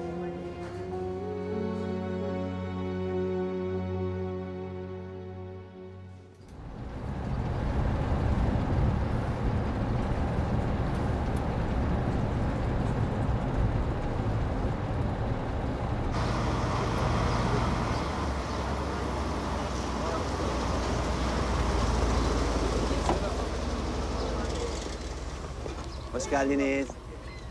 Siz de hoş geldiniz yenge. Evin boya badana işlerini hallettim. Tertemiz oldu. Oğlum kaldır artık o yazıyı da. Buyurun bakalım isterseniz.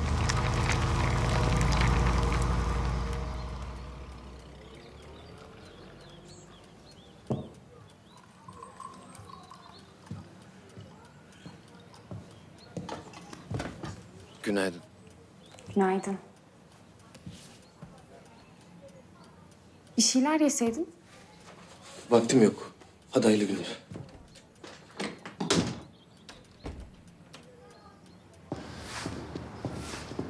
Komutan, konsolosluk kapalı. Sabah 9 akşam 5.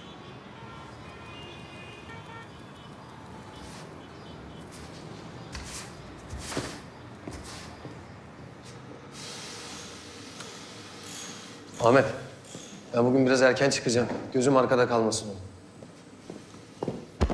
Albayımın arabası yolda kaldı komutanım. Acil.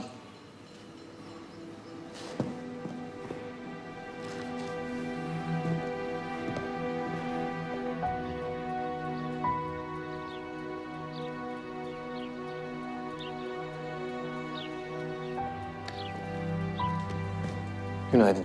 Günaydın. Bu defa bari bir çay içmeden yollama. Ya benim işlerim var Nimet. Şu kızı arıyorsun değil mi? Kore'deki. Biliyorum işte. Gel otur şöyle, bir konuşup dertleşelim. Her şeyin bir çaresi bulunur. Ne kadarını biliyorsun bilmiyorum. Bir gece pusu yedik. Orada bulduk. Ne yapayım yani? Burada mı bıraksaydım? Bırakamadım. Çok da tatlı bir şey görsem. Böyle ay gibi yüzü. Adı ne olsun falan dedi Ali işte. Dur ben mi koysaydım ya? Yani anlayacağım. Ben bu kıza söz verdim Nimet. Bak, ben bu kız için yaptıklarınla hep gurur duydum Süleyman. İşte benim gönül verdiğim adam dedim. Bak biz evliyiz artık. İzin ver sana yardım edeyim. Nasıl edeceksin ki? Senin kızın benim kızım. Senin sözün benim sözüm. Nerelere başvurulacaksa ben başvurup ben sorayım. Yol bilmez iz bilmezsin deme. Gösterirsen çabuk öğrenirim. Sonuçta Kore gazisi kahraman bir assubay hanımıyım. Hangi kapıdan girsem kendimi saydırırım. Yeter ki sen müsaade et.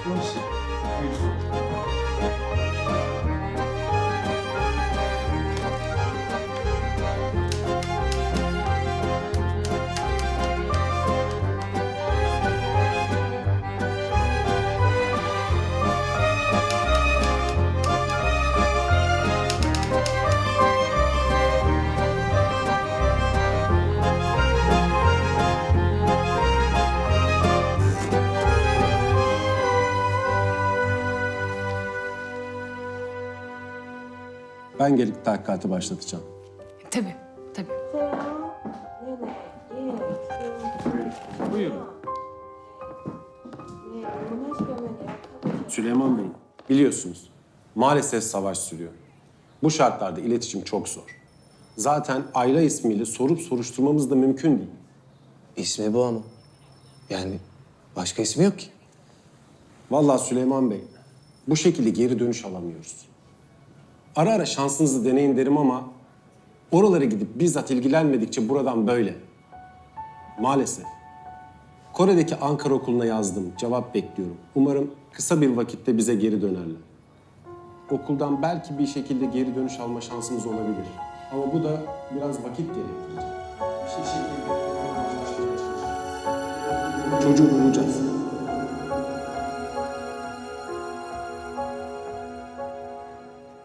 Bu kız adını mı unuttu Nimet? Baban seni arıyor deseler hemen söyle. Unutmamıştır. Ben de kız çocuğuyum. Baba unutulur mu hiç? Savaş bitince ilk izinde mutlaka gitmem lazım.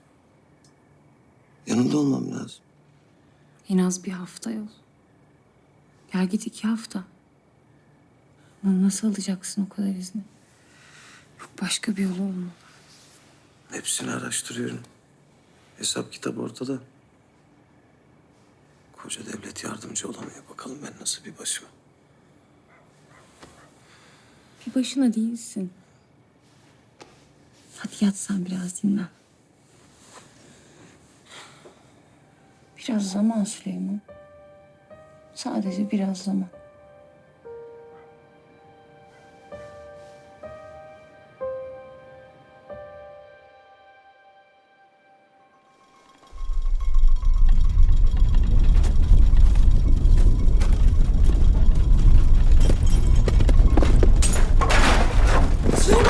Süleyman!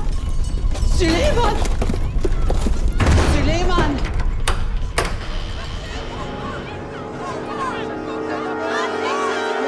Süleyman Bey iyi misiniz? Değil mi? Sen nasılsın? Süleyman Bey, hadi meydana, hadi. Değil mi? Sen nasılsın? Hadi.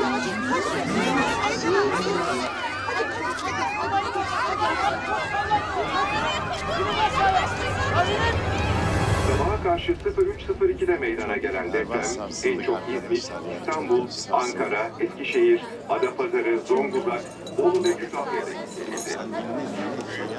Şiddetli sarsıntıyla uyanan vatandaşlar sokaklara dökülürken asıl büyük hasar İzmir, Adapazarı ve Avcılarda da binalar. şehirlerde yangınlar çıktı. Sayının daha da artmasına neden oldu. İstanbul Sefaköy'de Yani İzmit, Gölcük mahvolmuş. Yalova bile mahvolmuş. Ama kaç kişi bilmiyorum. Ay Süleyman Bey nereye? Evlere girmeyin diyorlar. Hala sallanıyoruz. Babacığım nereye gidiyorsun? Merak etme ben bakarım.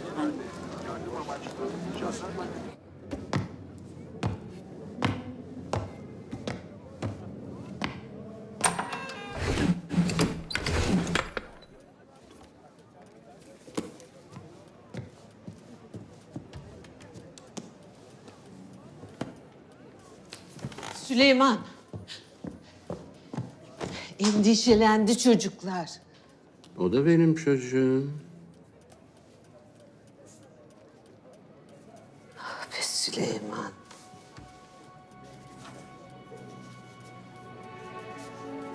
Bir savaş yaşayıp sağ çıkınca insan artık ölümü umursamıyor. Sanki artık Azrail'i atlatmışsın gibi geliyor. Daha önünde çok zamanın var gibi geliyor ama 50 yıl geçmiş. Ölebilirdik Nimet. Ama ben bir söz verdim. Artık sözümü tutmadan ölmek istemiyorum.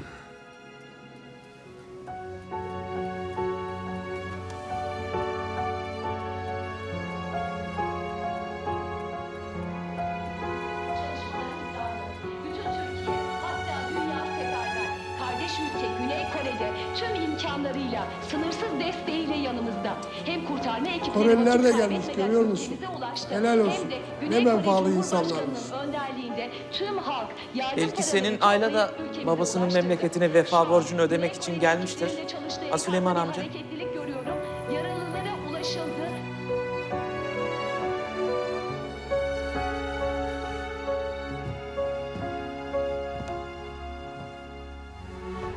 Ne yapıyor bu yine ya?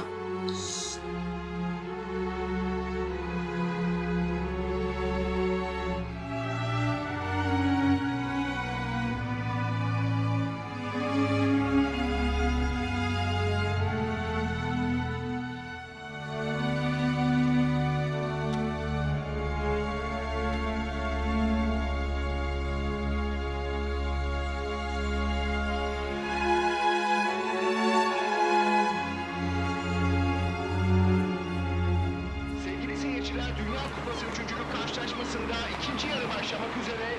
Millilerimiz ilk yarıyı 3-1 önde tamamladı. İşte Türkiye... Koşturmayın. Babam Koreli bir kız bulmuş orada. Yıllardır arar durur. Ama nereden bulacağım? Yazık kız. Atlasa gitse keşke. Kolay mı abla? İnsanlar bayramdan bayrama şuradan şuraya kendi ailelerini görmeye gidemiyorlar. Değil mi anne?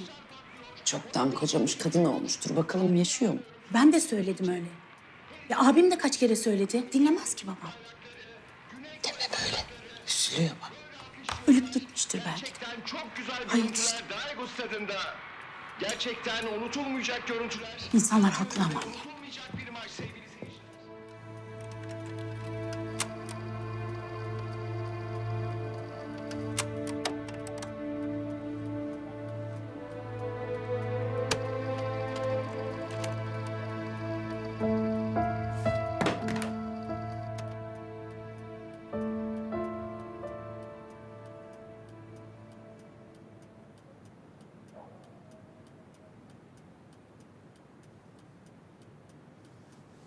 Baba. Ben geldim baba.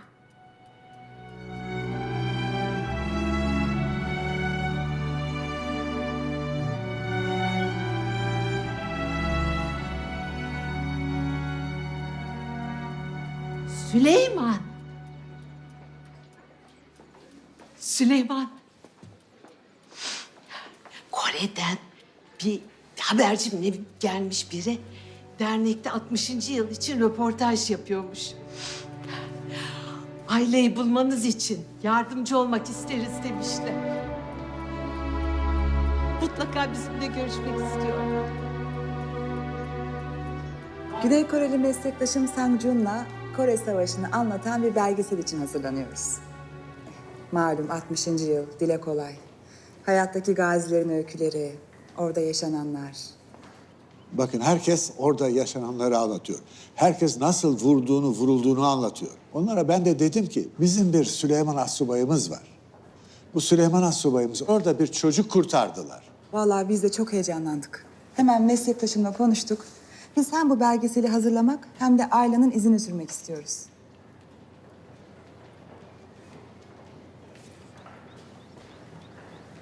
Eğer bize yardımcı olursan Ayla'yı buluruz.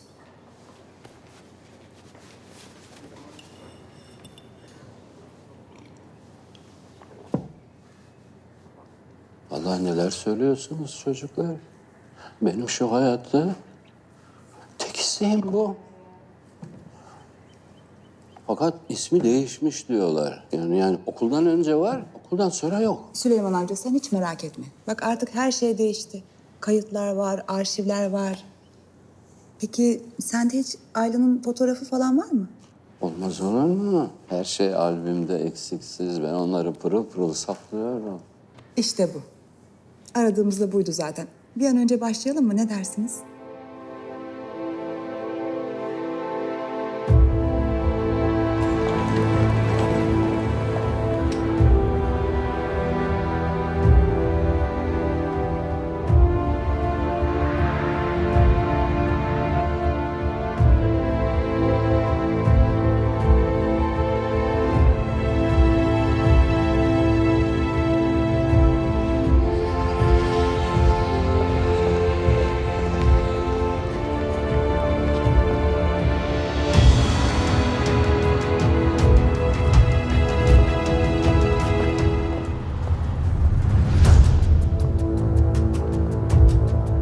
Almost everything was destroyed because of the fire at the archives.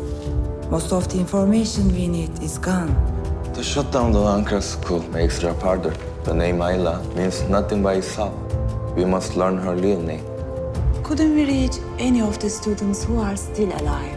Some might remember Ayla, they were classmates after all. I saw that. Here's the interesting list. Huh? My assistant is researching it. 주영아. 총장님, 리스트에서 놀라실 만한 이름들을 찾았습니다. 고마워. We found out 6 students who studied in the school at the time. They never lost contact after graduating. They still meet every year. I'm sure they remember Ayla. Let's meet them as soon as possible. Exactly. İyi akşamlar Süleyman amca. Kore'deki Ankara Okulu'nun mezunlarına ulaştık Süleyman amca. Aileyle aynı dönem öğrenciler bunlar. 매일 새로운 아이들이 들어왔죠. 네, 기억이 나네요. Evet hatırlıyoruz diyorlar. Onu bir Türk asker getirmişti. Sessizce bir köşede oturup hiçbir şeye katılmazdı. Bizle hiç konuşmazdı. Babam beni gelip alacak derdi. Öğretmenler Türkçe bir marş öğretirdi hepimize. İşte o zaman bize katılırdı. En önde durur ve marşı hepimizden gür sesle okurdu. Ve derdi ki bu marşı iyi öğrenirsem babam benimle gurur duyacak. Ankara, Ankara, güzel Ankara. Seni görmek iste helvati kara. Senden yardım'a hedişanlara. Yetişi onlara güzel Ankara. Ankara, Ankara. Seni görmek ister helvati kara. Senden yardımı var her düşenlere. Yetersiz onlara güzel. Süleyman amca bu daha bir başlangıç. Onu tanıyan birilerine mutlaka ulaşacağız. Yani hayatta olmasa bile mutlaka...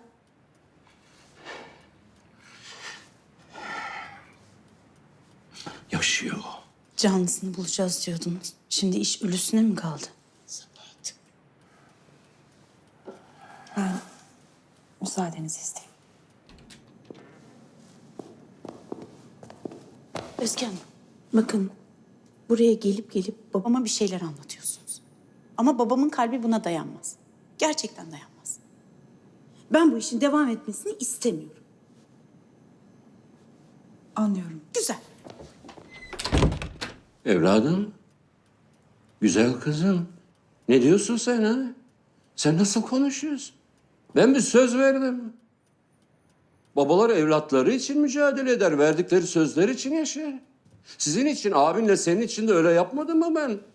Ha? Benim için. Ölürüm diye mi korkuyorsun? Allah razı olsun yavrum. Korkma. Sözümü tutmadan ölmeyeceğim.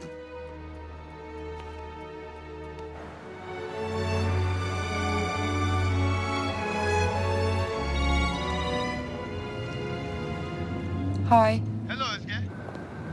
We found Ayla. We finally found her this time. Really? Yes. This is great news. But there are other things we need to talk first. Okay. I call you from my office.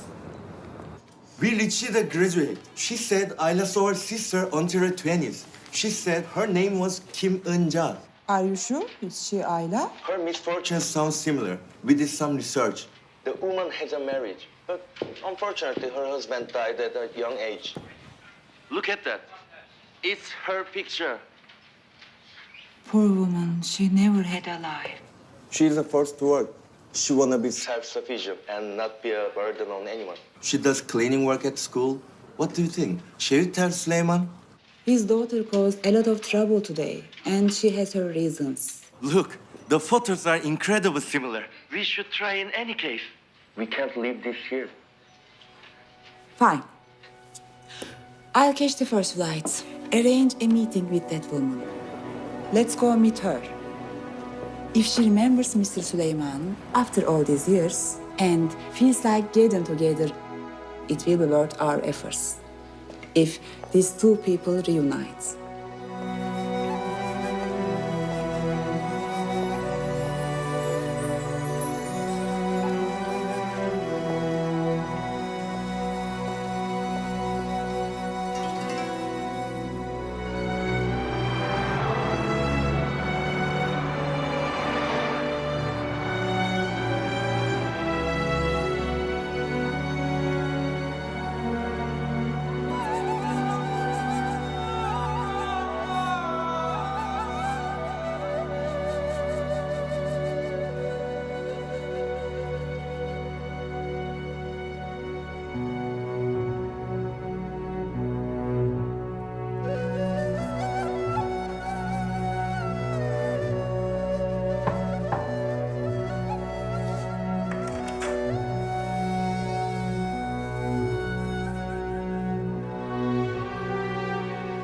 들어오세요.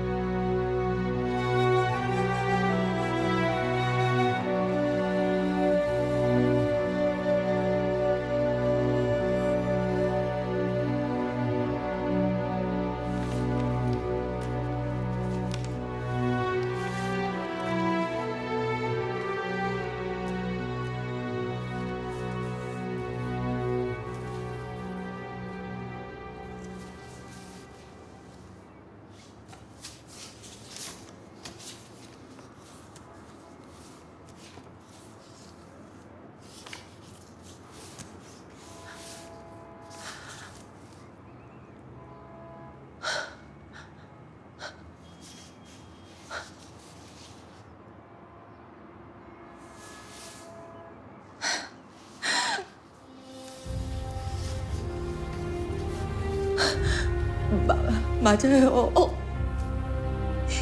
아버지.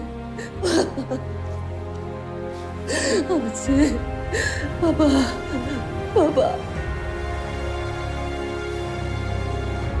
아버지를 오늘 또 어떻게 잊을 수 있겠어?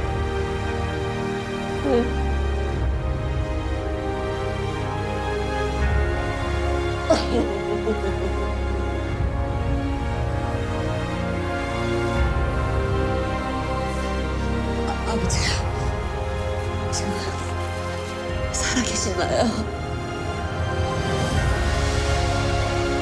아버지, 보고 싶었어요.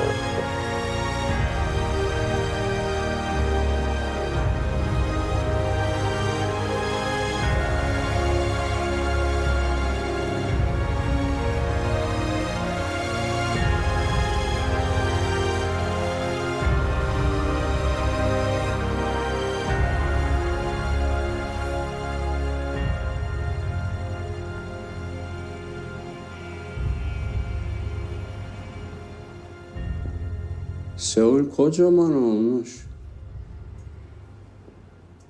Kim bilir ailemde.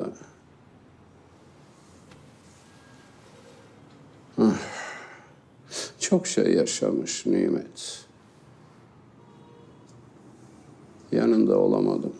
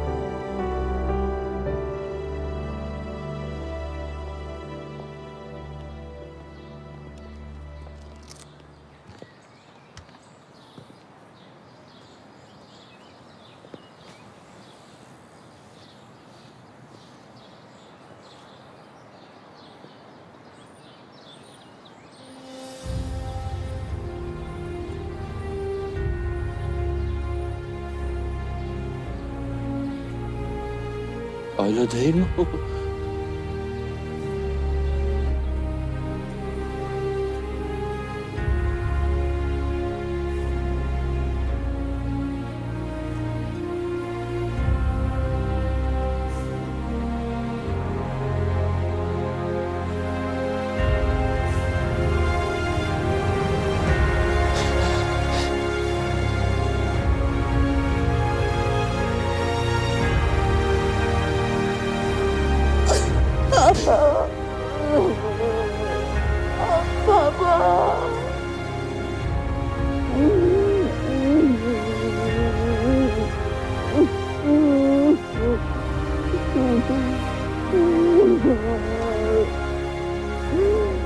Babalar evlatları için mücadele eder. Onlara verdiği sözler için yaşar. Söz.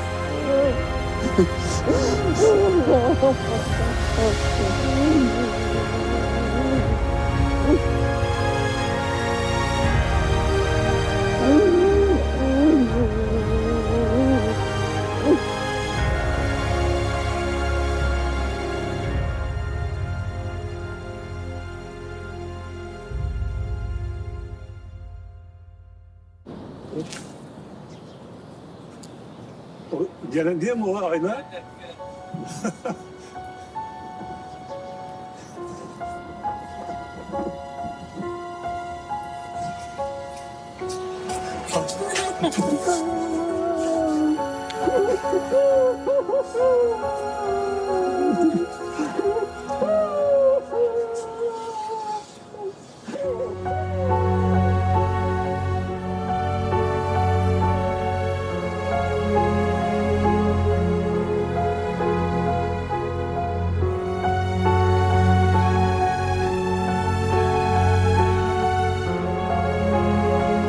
사랑하는 나의 아버지께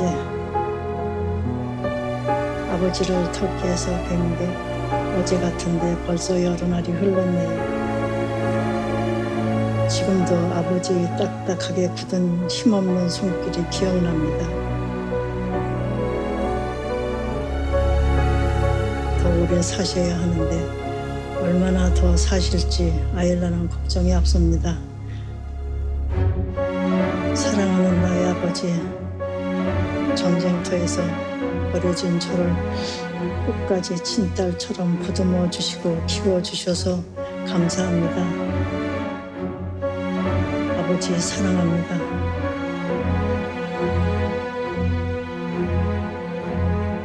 건강하시고 오래오래 사세요. 당신의 딸 아일라가